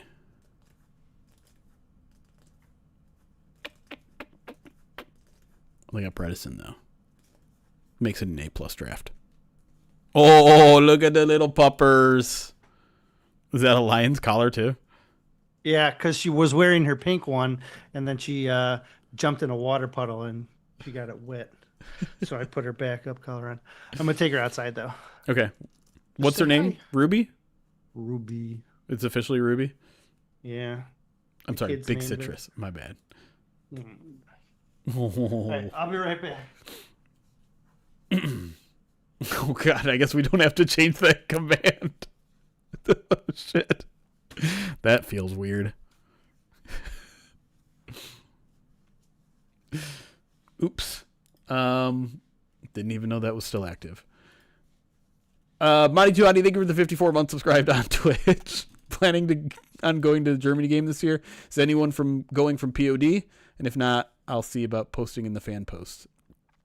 I was actually just talking about this with someone yesterday. I'm like 75% in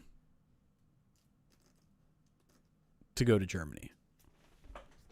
I know Erik and his family want to go,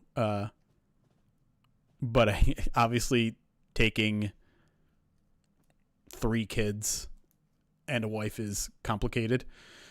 Do I get to work expense it? I mean, I can write it off. Will SB Nation pay for me to go out there? No. Almost certainly no. Yeah, Laura wants to go, but I don't know, man. It's super expensive. 3 kids. Yeah. Also, I might go to Buffalo this year. New stadium. Oh. I know Laura has some family out there, and so and one of her, I forget which separation of like second cousins or whatever it is. Yeah. Is like a photographer or something like that for the stuff that for the Bills games and stuff like that. So This might end news up going me. to Look at you making some away game plans. yeah. I thought maybe you were Buffalo. I thought you were never going to go to an away game after I saw how miserable you were after what was the LA game? Well, That we both went to? well, we did the red eye for both LA and San Fran, which is really hard to do. I mean, it's almost like you don't have a choice when you're out on the West Coast. Right. Because otherwise you're getting it at Monday night. You lose an entire day. Mm-hmm. Yeah, I went solo last time with no kids attached, but there's no way I'm going to Germany and my wife is not tagging along with the children. I don't think that's not an option for me.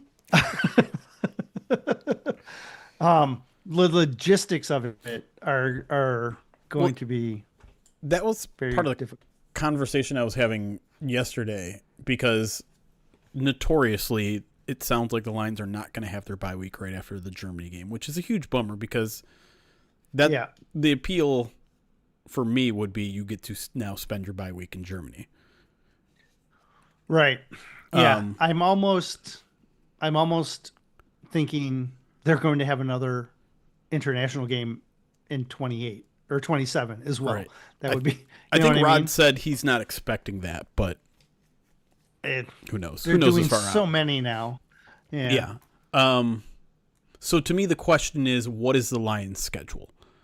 Because I think most teams like fly out on Tuesday, right? Tuesday before the game. maybe some even know, Monday. man. But like I'm gonna be there honest. have been some teams that like fly out on Friday.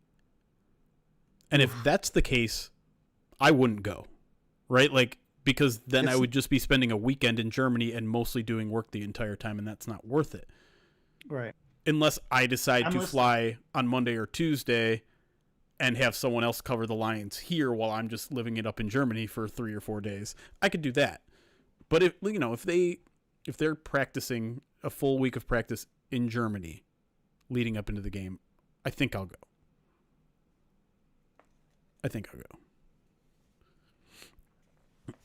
The only other problem is that I generally only budget for one trip per NFL season, if that. And obviously this one's going to run a little bit more than normal.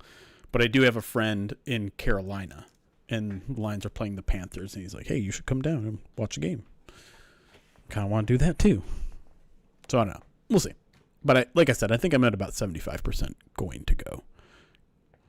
The one thing that's maybe preventing me from going is like, originally it felt like, oh my God, this is going to be a once in a lifetime chance. And then it was like, oh no, like they're going to play a ton of international games in the next decade. I'll have plenty of chances to go international. But I suppose like life circumstances could change and it could be harder for me to travel in the future. And right now is actually a pretty good thing where I don't have 3 kids and it doesn't complicate travel as much. So like I said, probably going to go, but we'll see. I'd like to get. I think I'm going to reach out to the Lions to see if they have any clarifications on how they'll treat that weekend. But obviously, like we don't even know what day of the week it's going to be on, or what week it's going to be on, or who their opponent is. I don't really have. Someone asked, who do you want to play there, and I don't really care.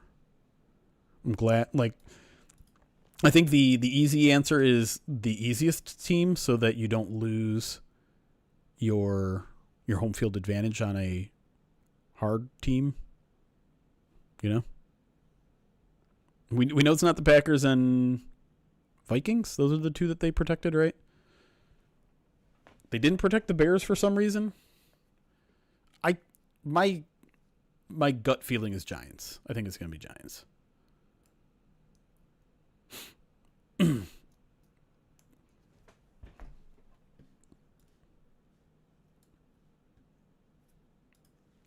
Saints are probably easier than the Giants. I don't know. Something about the Giants' offseason has me thinking they might be okay this year. Silver Rush, did I get your alert? 36 months. Appreciate you, buddy. Nobody's scared of the Bears.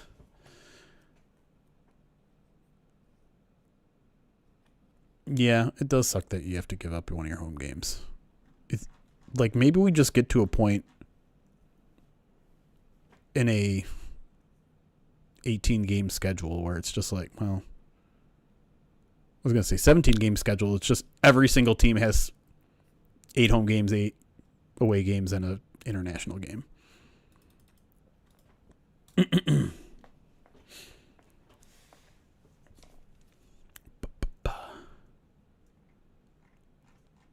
Who do you guys want to be the home opener?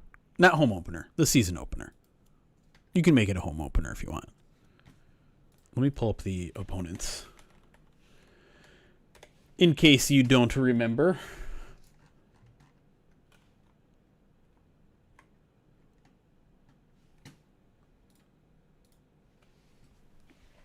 Bears, Packers, Vikings, Patriots, Saints, Giants, Jets, Bucks, Titans, Cardinals, Falcons, Bills, Panthers, Dolphins. I'm on home field advantage. Yeah, that's right. Bills, Jets start the year on a win. You want to do that to Aaron Glenn in week 1? Bills would be a tricky one. I'm not worried about the Dolphins. Oh, you mean the actual weather is too hot. It's probably a fair point. Bucks would be interesting. Yep. I do kind of like starting the season with a win. So I think I'm along Just give me the Jets. Guys, we're talking about like Lions football now, like actual games. How exciting is that? I'll take the Bears in the opener and get a win that way. Of course you would. Sorry, there's a dog. We need to put away the schedule and look at the dog eating your half zip, quarter zip. I'm going to try and keep her out a little bit longer. Let her run around for a few minutes. But any other questions, or if we just, we'll let you run the dog. A little rugged. No, she's all right. I'm just letting her sit now. I took her out twice, real fast. One, two. Quick ones. We have 4 questions left for the shoe. What does that mean? What's your friendship circle page? That's is that your charity? Yeah. Oh. So we have a it goes year round. It's just it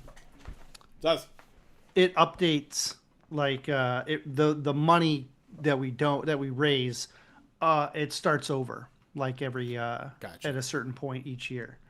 So I believe it should still be active. Let me try and find it. I just moved a couple things around. Dog. Where are you, dog?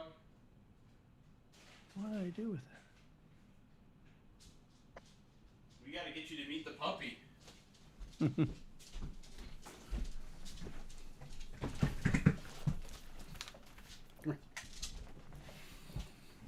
Oh, big boy. There you go. You want to meet Ruby? Yeah. Yeah.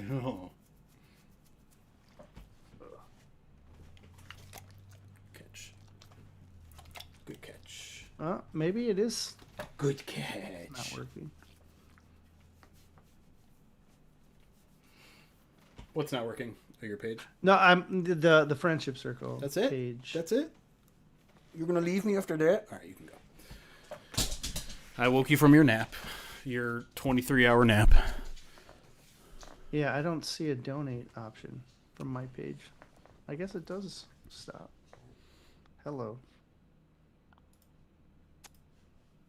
I know. Eat your beard. Mm-hmm. She's just 3 months old, right? Yeah. So she teased for another month. Yeah. And then she starts shedding her teeth this month. So everything is like. And those are probably like razor sharp teeth too, right? Yeah, but look, like she's like super. She's not gentle. biting hard. Yeah. No, it's but like yeah. I'm not worried about her hurting me, but I don't want her to chew on everything. Here. Not a lion. It's a porcupine. Oh.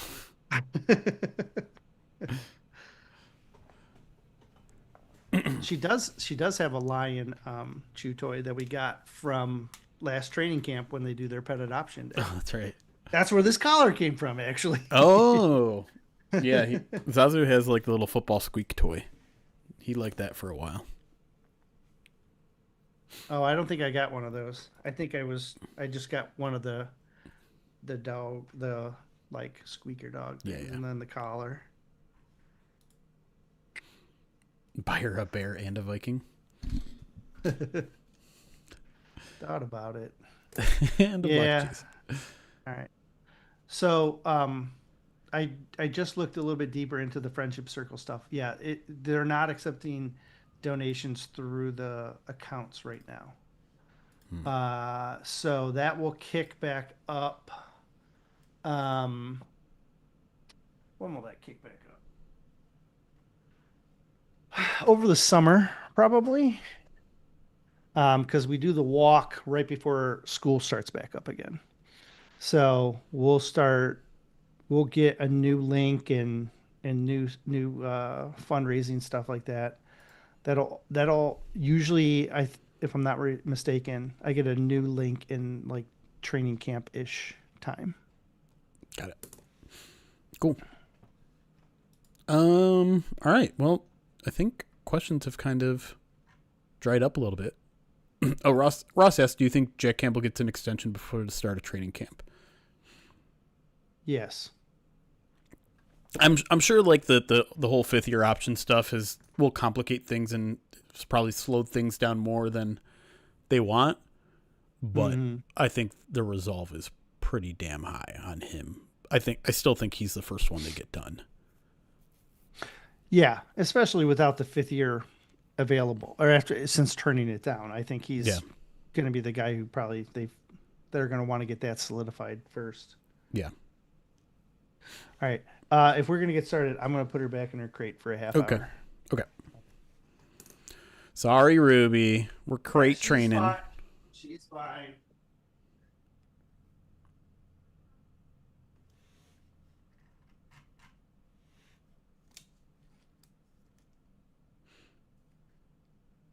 The longest tenured line now that Decker is gone.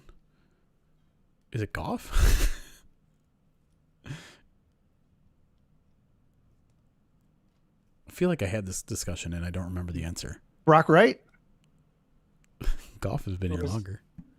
Has he? I couldn't remember if Brock Wright was the first one. He was a UDFA in the 2021 class, wasn't he? I couldn't remember if it was 2020 or 2021. That would make sense, though. Oh, Tom Kennedy.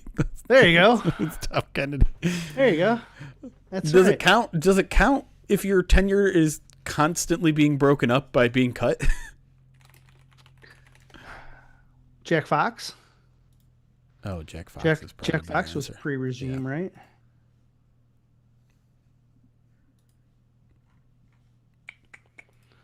Yeah, it might be Jack Fox.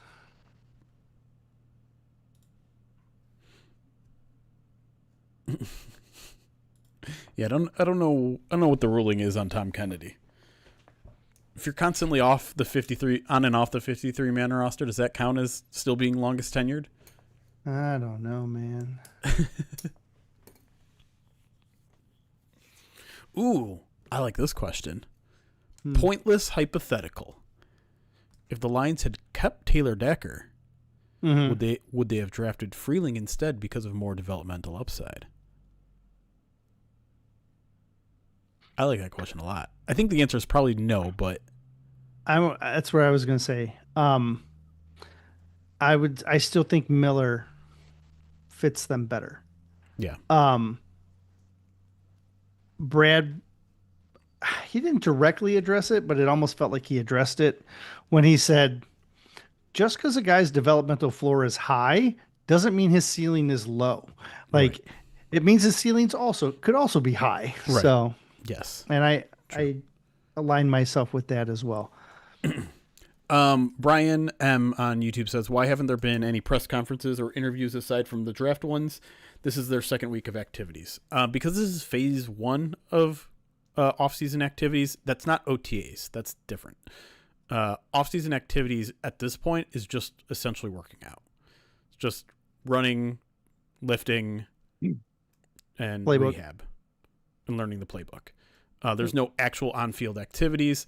That happens towards the end of May, and that's when we'll have media availability. So they just dropped those. They dropped OTA dates literally today, and I'll give you the dates right now. So May 27th to 29th, so literally a month from today, June 2 to 4, June 9 to 11, and then mandatory minicamp is June 16 to 17.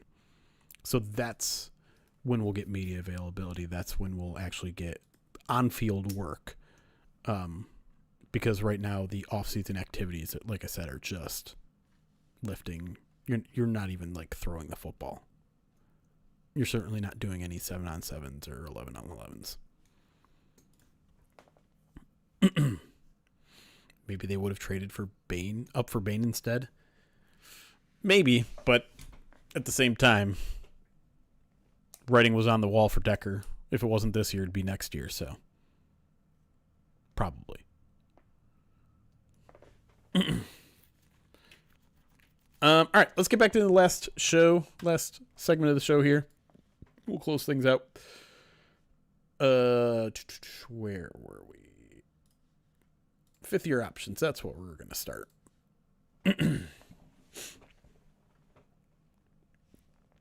Schedule release the only event over the next 4 weeks. Yeah. Yep. That and, the Jack Campbell extension and the Jahmyr Gibbs extension and I don't know. Just guessing. All right, here we go.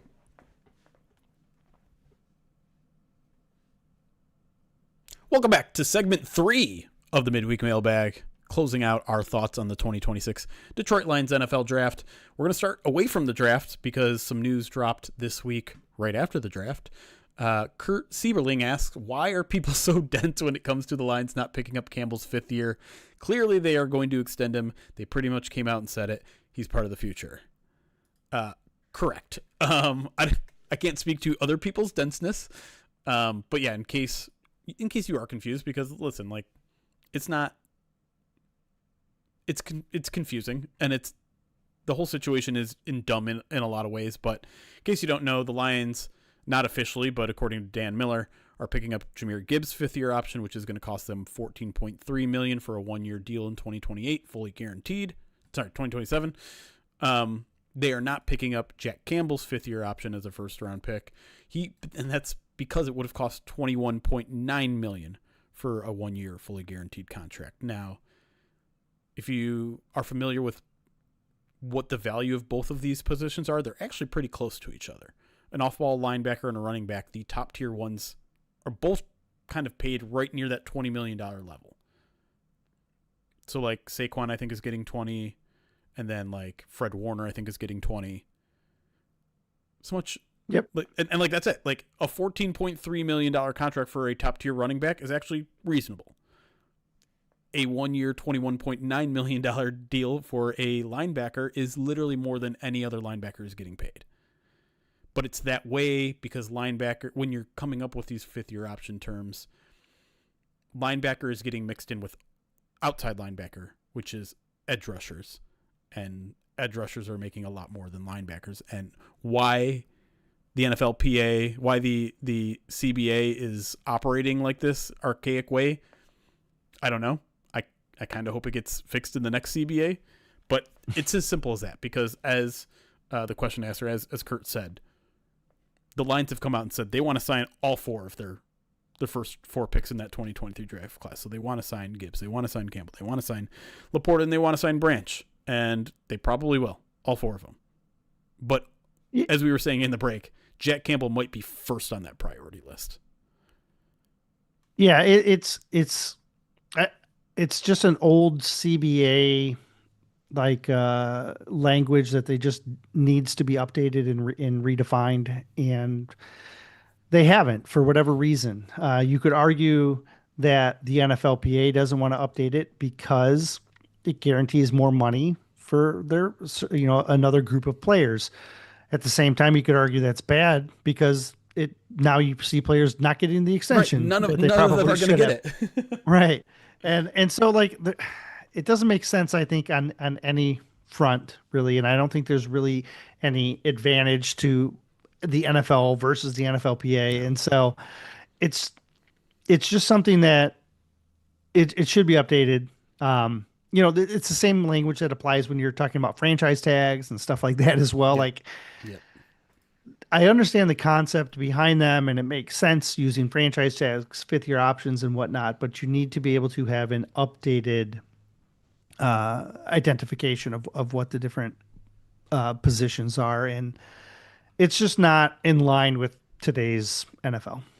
Yeah. Next question here comes from PK Lions fan. Says, now that the draft is done, do you see any final free agent signings of substance?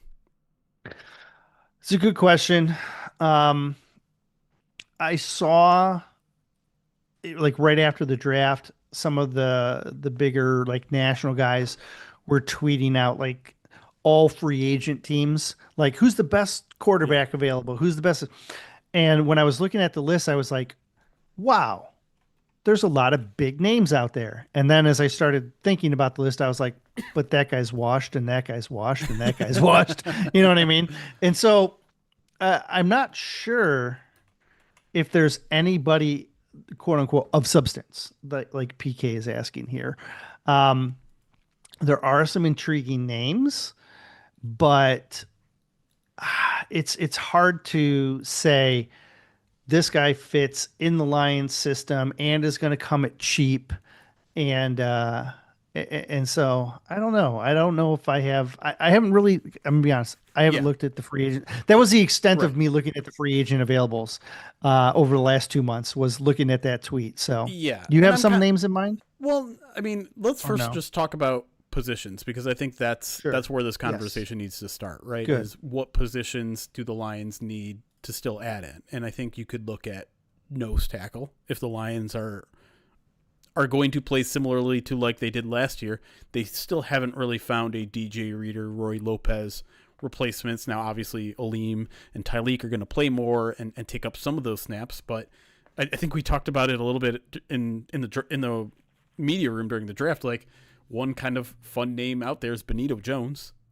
Hmm. Like he has scheme familiarity. He played all right when he was here, and he'd probably be playing a lesser role than he did. And he went like I remember when he went to the Dolphins. I think the Lions said they wanted him, but he just outpriced himself. So he's a guy that I think you can bring back. Eddie Goldman, who Lions fans might remember from his times with Chicago, is out there. Hmm. Nose tackle. Daquan Jones is another a 12-year veteran. Like that's the thing. When you're looking at the free agency class now, you're talking about like 30-year-olds. If anyone of substance, they're probably like 30 plus years old. So, maybe that puts the Lions in an advantage because those are guys towards the end of their career. Maybe they're looking to get a ring. The Lions are certainly in the conversation of guys like that. Calais Campbell is still kind of the dream, but I don't know if I can bring myself to believe that he's ever going to leave. Um, I don't know if there's any. I mean, what other positions would you think the Lions should complement their current roster with? I mean, Linebacker. linebacker Yeah. maybe. But I mean, who's the top name Wagner. linebackers? Bobby Wagner, but he Right. plays Mike. You Right. know what I mean? You're not really going to play him at will. Um, I'm trying to find a good free agency list. Most of the lists that I've looked at have been just like littered with like offensive skill players, Right. like So SB Debo. Nation has top five at every position. So their linebackers Oh, are great. Bobby Wagner, Chris Board, Jermaine Pratt, Shaq Thompson, Matt Milano. Oh God. So, yeah, So bring back Zach Cunningham after OTAs because he's a veteran that yeah, doesn't want to go through OTAs. yeah. It's a lot of really good names that were good players like 5 years ago. You Right. know what I mean? Yeah. Like like if you look like at wide receiver, I can think of top of my head Debo, Juwan Jennings, Stephon Diggs. Like people would like be like, oh my, 5 years ago, that would have been incredible. Yeah. But it's a different story nowadays. Um, yeah, I don't know. I'd have to look at that list to get a better idea. I don't see a lot like the Eddie Goldman idea, I think maybe have some merit to it, like Sure. that type of player. Who was the other one that you said from the that used to play for the Lions? Oh, Benito Jones. Benito. Yeah. I thought Benito was a fine player. Yeah. I thought he did fine in Miami. I don't think I think he's still relatively, he's got to be under 30, I would think. If he's not, then never Oh mind. yeah, he's Because 28. if you're, yeah, I'd be interested He in maybe Benito. he did end season on IR with a back injury, but that was in December, so it might have been the thing where it's just like, let's just shut you down. I wonder if a guy like Kyle Van Noy could come in and just be your dedicated Sam. Oh, You know bring what I him mean? back. That type of thing. That'd be fun. Yeah. Do you think there's any chance someone like David Njoku would come here? Got the Petson connection, I mean, that would be why, right? right? But he doesn't block. So, like, what are you going to do with him? You're going to bring him on the field. You're going to be signaling that you're probably going to pass. Mm. Um, I mean, certainly he's an intriguing, you know, weapon. yeah. Yeah. Anyways, I Darren, just thought, yeah, Darren Waller. But again, he's like 38, I think, or yeah. something like that. Or Lions legend Zach Ertz is still out there, although he had a atrocious injury last year as well. Ooh, Yeah, that was gross. he's had a couple of those. All right, we'll move on to the next question here. Indy Smith on Twitter asked, Jordan Rodriguez said on Check the Mic that McVay's innovation last year was to run 11 personnel plays out of heavier sets. Does the Lions' Kendrick Law pick point to another direction to run or appear to run heavier personnel out of lighter sets and be more multiple? Um, with Kendrick, I don't think it points to much. I like Kendrick a lot, but I view him as a receiver that has a skill set that just wasn't there. Yeah. I think he has some of the things that Dortch does well, Kendrick does well. Some of the things that Dominic Lovett does well, Kendrick also does well. And so, and then he also has a whole like gadget element to his game that I think you don't see as much with Lovett. And Dortch is good, but like again, he's not as fast. He's very quick. Dortch is very quick, but he's not fast, right? Yep. Whereas Kendrick is both. Right. And so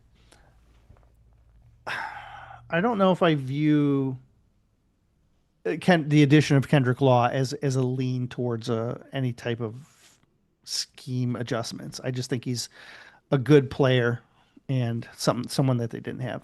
Yeah, I mean, I guess I can see where Damian is going maybe as more of a down the line thing where I think Mm-hmm. we had mentioned on PODD a lot of the pre-snap motion they did with him was to, one, utilize his speed and kind of gain an advantage on the DBs. Sure.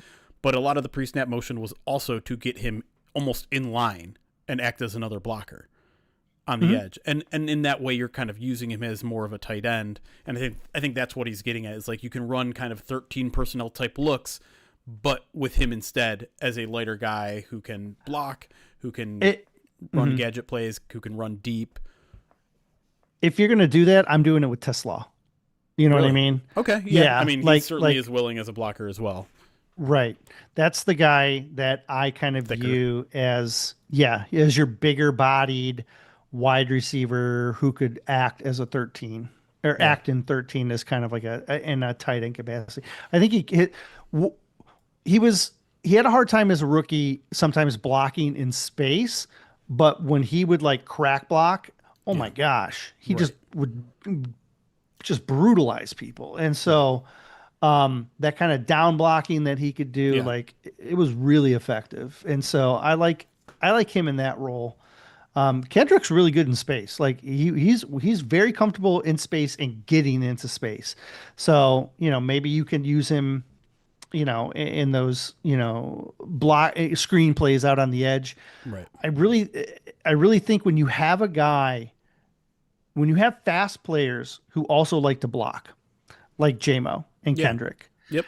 and if let's say you line JMO up to the right, and then you have Laporta next to him, and then you motion Kendrick behind them, and it looks like you're going to run a screen to Kendrick. Well, we'll pump fake to Kendrick and then let JMO just go. You know Right. what I mean? And then Sure. it gives you those types of option Yes. plays where you can be more creative when you have guys that are such good blockers with athleticism. The other thing it can do is kind of the inverse of the 13 personnel. Whereas in 13 personnel, Right. the whole idea is to get heavier guys out there and then use these versatile tight ends in vertical passing game. If you go, 4 wide or whatever, and you get them to play nickel or dime, and you get them to go lighter on defense, well, then you have these physical run blocking wide receivers you can use and Yeah. pound the ball against a lighter defense. And so it'll be interesting to see just how the chess match works on both sides. And it's interesting. It'll be interesting kind of more in the long term, how teams adapt to the roster building phase. Do they go lighter and put themselves at risk of maybe more of these 13 personnel looks, or do they go heavier and put themselves at risk at the offense going more spread again? I think the answer is a little bit of both. Like, you want to be able to do as much of both as possible. But, each team is going to have their own preferences, and it's going to make each week's matchup that much more interesting. Are numbers good for bigger? Sorry. Let me get to the final question. I got distracted by our live chat. Ryan Anton, with our final question, says, why do you think the Lions decide to move away from rookie minicamp?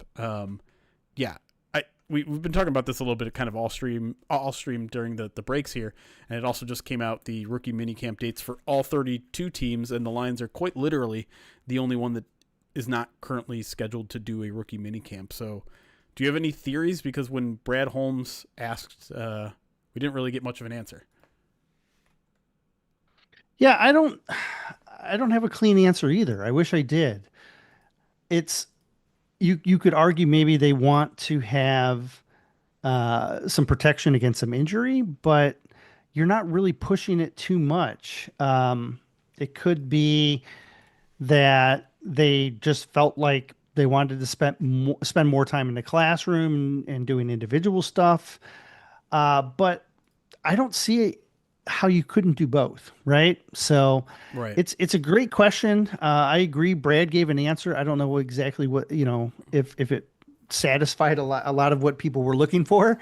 But it's hard to speculate, right? And that's kind of been a theme this offseason. There's been some decisions and changes that they've made that they have just said, this is the way it is, and we're going to see if it works. And if it does, great. And if it doesn't, then we'll adjust next year. And I'm okay with that. I'm okay with having a bad year and then making changes, right? Or having Sure. a down year. And right, exactly.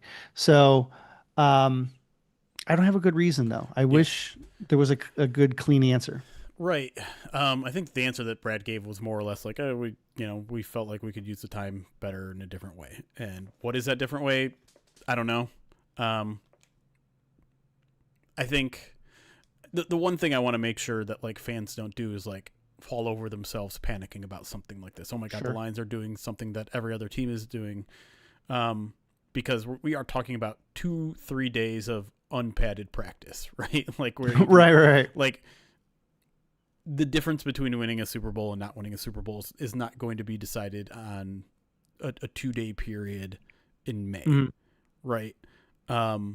But it is interesting. It is certainly interesting to see the Lions shake up so much of their process that has been, in place for well before they were even here. To not have rookie minicamp, to not have Brad Holmes at the owners' meetings, to not do joint practices.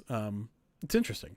And there is part of me that's like, I like that they're changing things up. I like that they're not staying still and constantly evolving and trying to see what works, but evolution doesn't necessarily mean progress either. So we'll have to see. I was gonna say we'll have to see how it plays out. Like we're gonna ever know whether having rookie minicamp or not would have changed anything this year. But it's just a really interesting thing, and I hope at some point the Lions are a little bit more transparent about that process, because I can't really see any benefits to it other than like you've now decreased your chance of injury by 0.000001%. Right. And to be honest, OTAs is just right around the corner.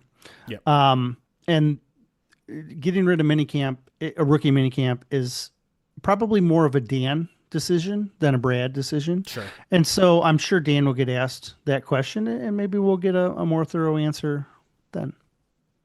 Maybe we will. We'll be talking to the team in about a month's time when OTAs begin and media are let in. And I believe we get Dan every single day of OTAs, so that'll be like 8 or 9 sessions of Dan Campbell. And we might even get some assistant coaches then too. I think in the past we may have gotten some then. But until then, we got a big gaping hole in the NFL schedule with the NFL schedule released somewhere in the middle of that.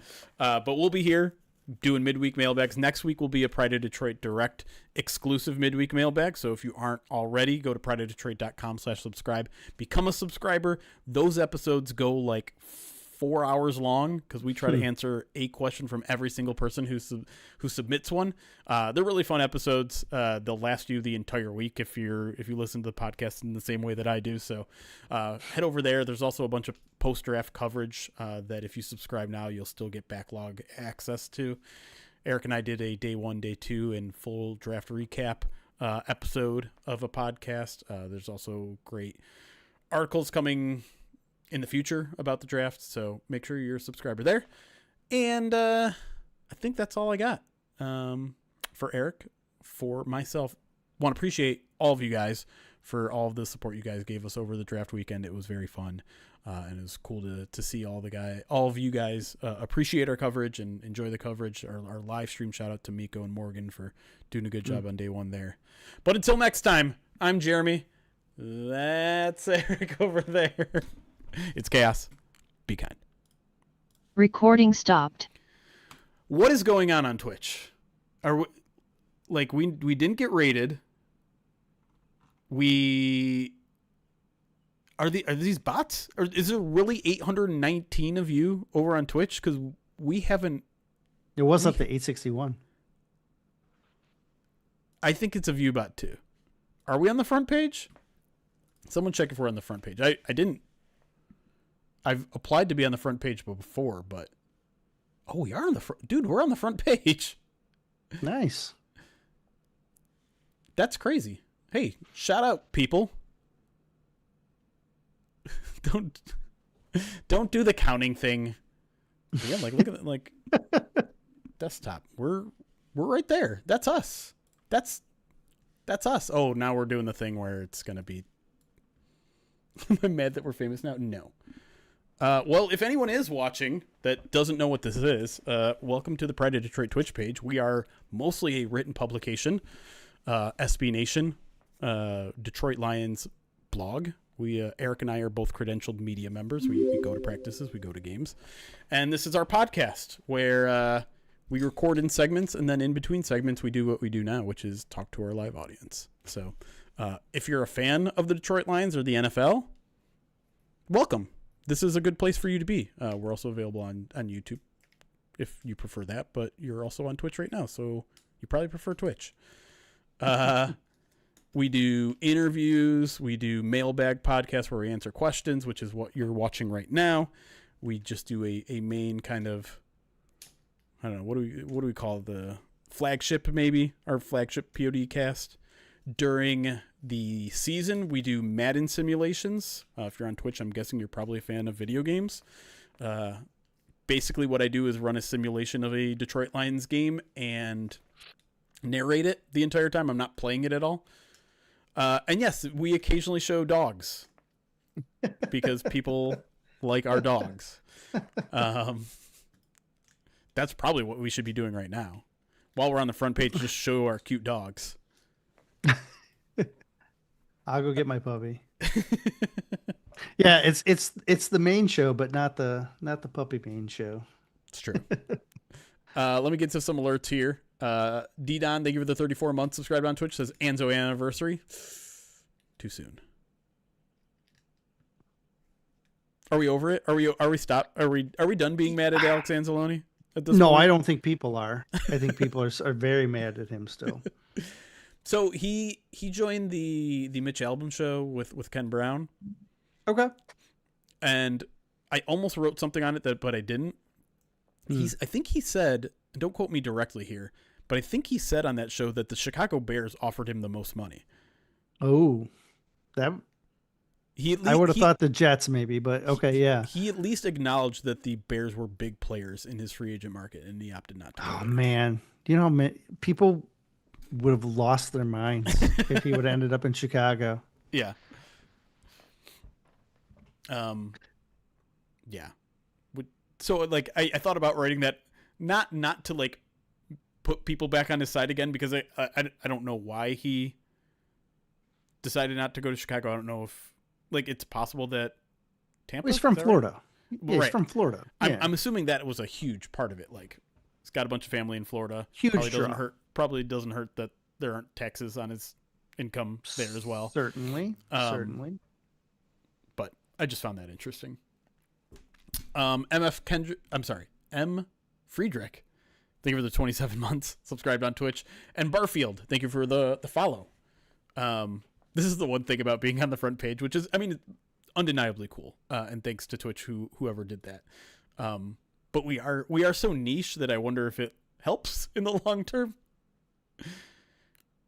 But either way, hey, I honestly do appreciate it because we really tried to get on the front page in other opportunities. Like I wanted it surrounding big events. So like I applied for November, obviously, because it would have been huge to be on the front page during our November campaign. Charity stream. Yep. Wanted it during the draft as well. We didn't get accepted that month either. Oh well, but I guess we're on this month still. So I don't know what happened. Either way, but yeah, if there is anyone from Twitch watching, we do a crazy 16-hour Movember stream where we raise money for a charity. Last couple of years, it's been the Children's Hospital over at University of Michigan. Rogel Cancer Center. We've raised upwards of $50,000 in a single charity month. So if anyone's watching, like, hook us up with the front page during November this upcoming year. Appreciate it.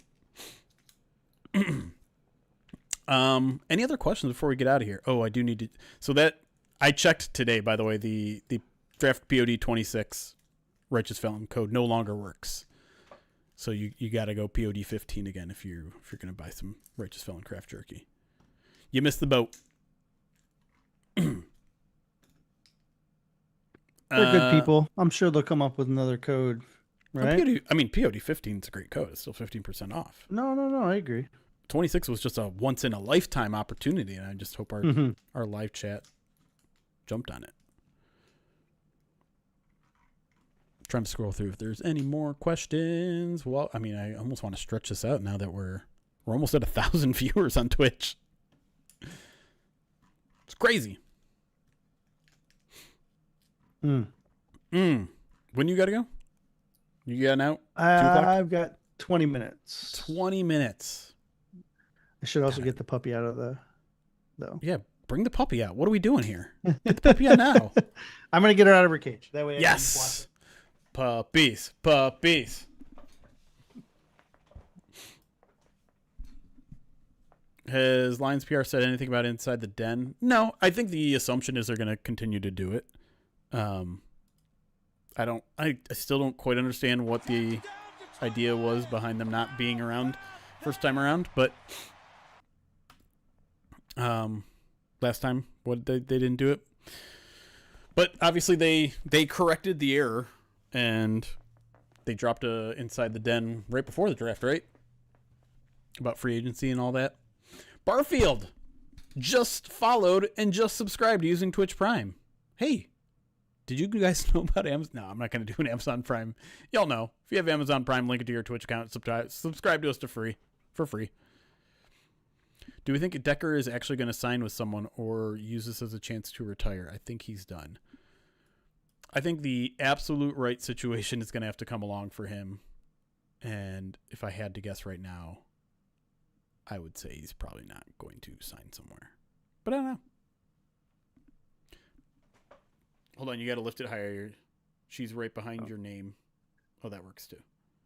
There you go. Yes. You said 3 months? Yeah, she just turned 3 months. Oh, boy. So floppy. She's still little. Look at big yawn. You already talked about the rookie minicamp? We did, tangents. We don't know why. It's weird.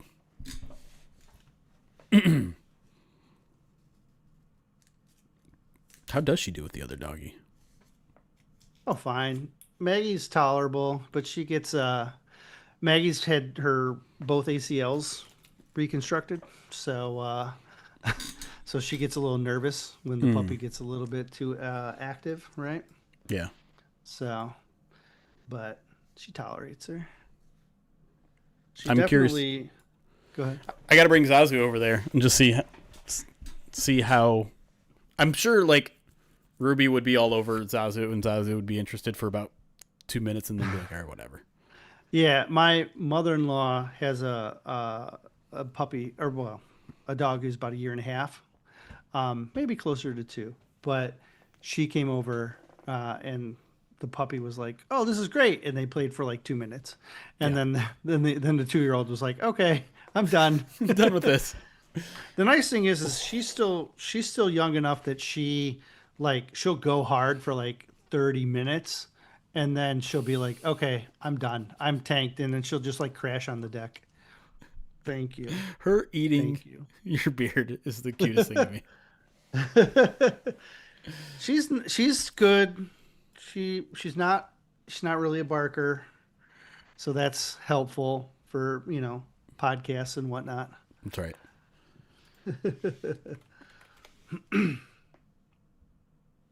We must no longer be on the front page. We put dogs up and we're not on the front page anymore. What's the deal here? Maybe they realized we weren't supposed to be on the front page. And they're like, get him off. Either way, that was a fun little 15 minutes. Maybe that's what they're doing. They're doing little 15-minute promotions. Yeah. Anything else? Do you think Decker will join a team mid-season if someone loses a tackle? No, I don't. He's not going to leave his family. That was his big driving force towards him contemplating retirement was, I'm injured and I don't want to be away from my family too much. If he doesn't sign in the next 3 months, I think that's it. Yeah, maybe. It's so hard to know though, right? Because he's an emotional guy, and at some point he's going to miss the game, and at some point he's going to think like, I need to go back. I need to be with my boys. Not necessarily the Lions, but that itch is going to come at some point if it hasn't already, right? Where it's going to feel overwhelming for him. And it's just, how is he going to react in that moment? Is he going to understand that it's a fleeting desire? Will he feel like he's physically good enough? He's going to get that. He's going to get that feeling. He's going to go fishing with Frank and Graham, and he's going to be like, I'm cool. Never mind. So Graham pretty regularly streams on Twitch. And I'll swing by every now and then. I haven't recently because I've been loaded with draft work. But he's talked a little bit about his future on there. And the overwhelming sense I get from Graham is like, it has to be perfect, otherwise I'm done. Yeah. And I don't know. Graham was like that a couple years ago too. Yeah. Right? Like but Detroit was just perfect for him for what he wanted.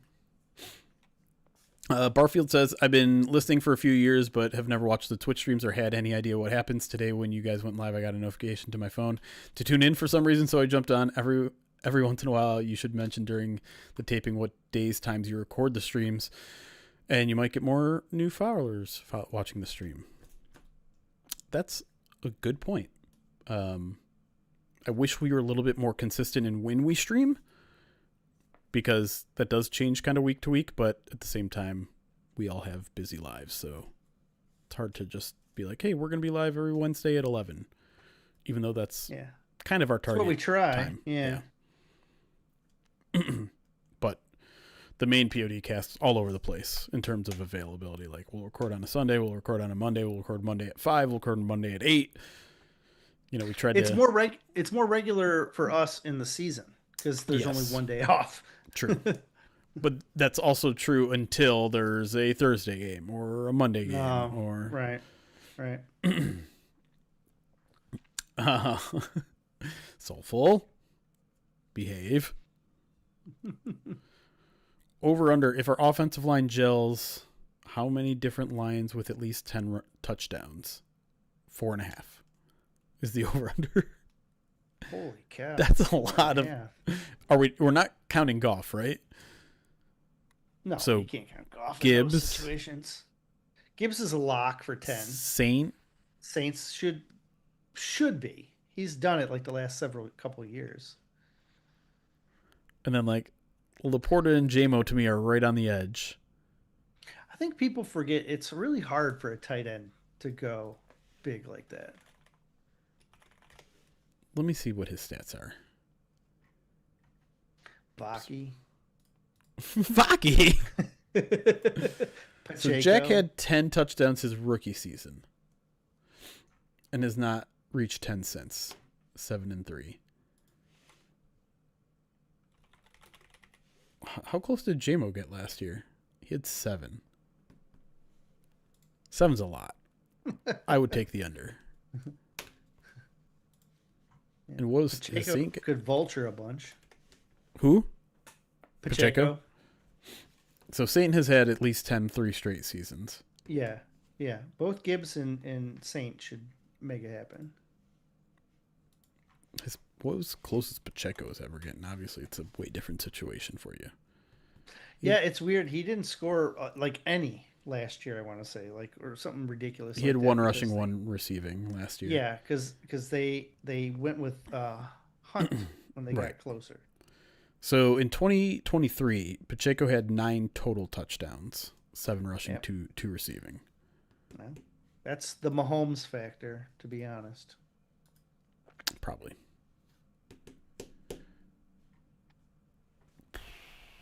All right. Well, I think that's probably going to do it. Thanks, chat, for hanging out. Thanks for all the new people that are watching. I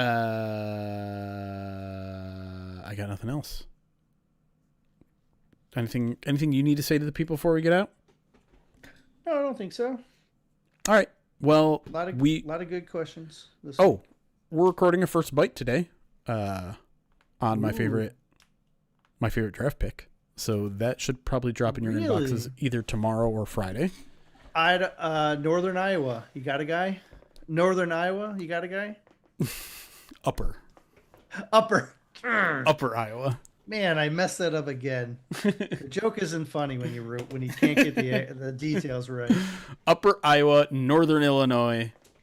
That's too many guys.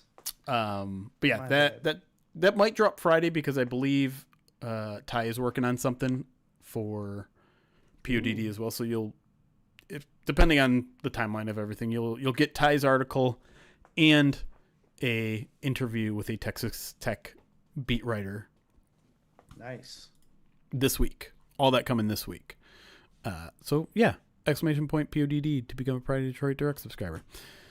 But yeah, that's all we got in terms of content until next week over here on the Twitch and YouTube pages, although I'm sure Miko's cooking up some stuff over there on YouTube as well. But did Miko put out? I don't even know. Did Miko put out I did a draft thing with him. Yep. Okay. That's already up there. Good. Yeah. Perfect. Yeah. Plenty of content across all of our platforms. PrideOfDetroit.com, YouTube.com/PrideOfDetroit, Twitch.tv/PrideOfDetroit, socials, Instagram, YouTube. I already said YouTube. TikTok. Say it twice. TikTok. Twitter. Miko's busy. Miko's very busy. All right, guys. We'll see you guys soon. Thanks for stopping.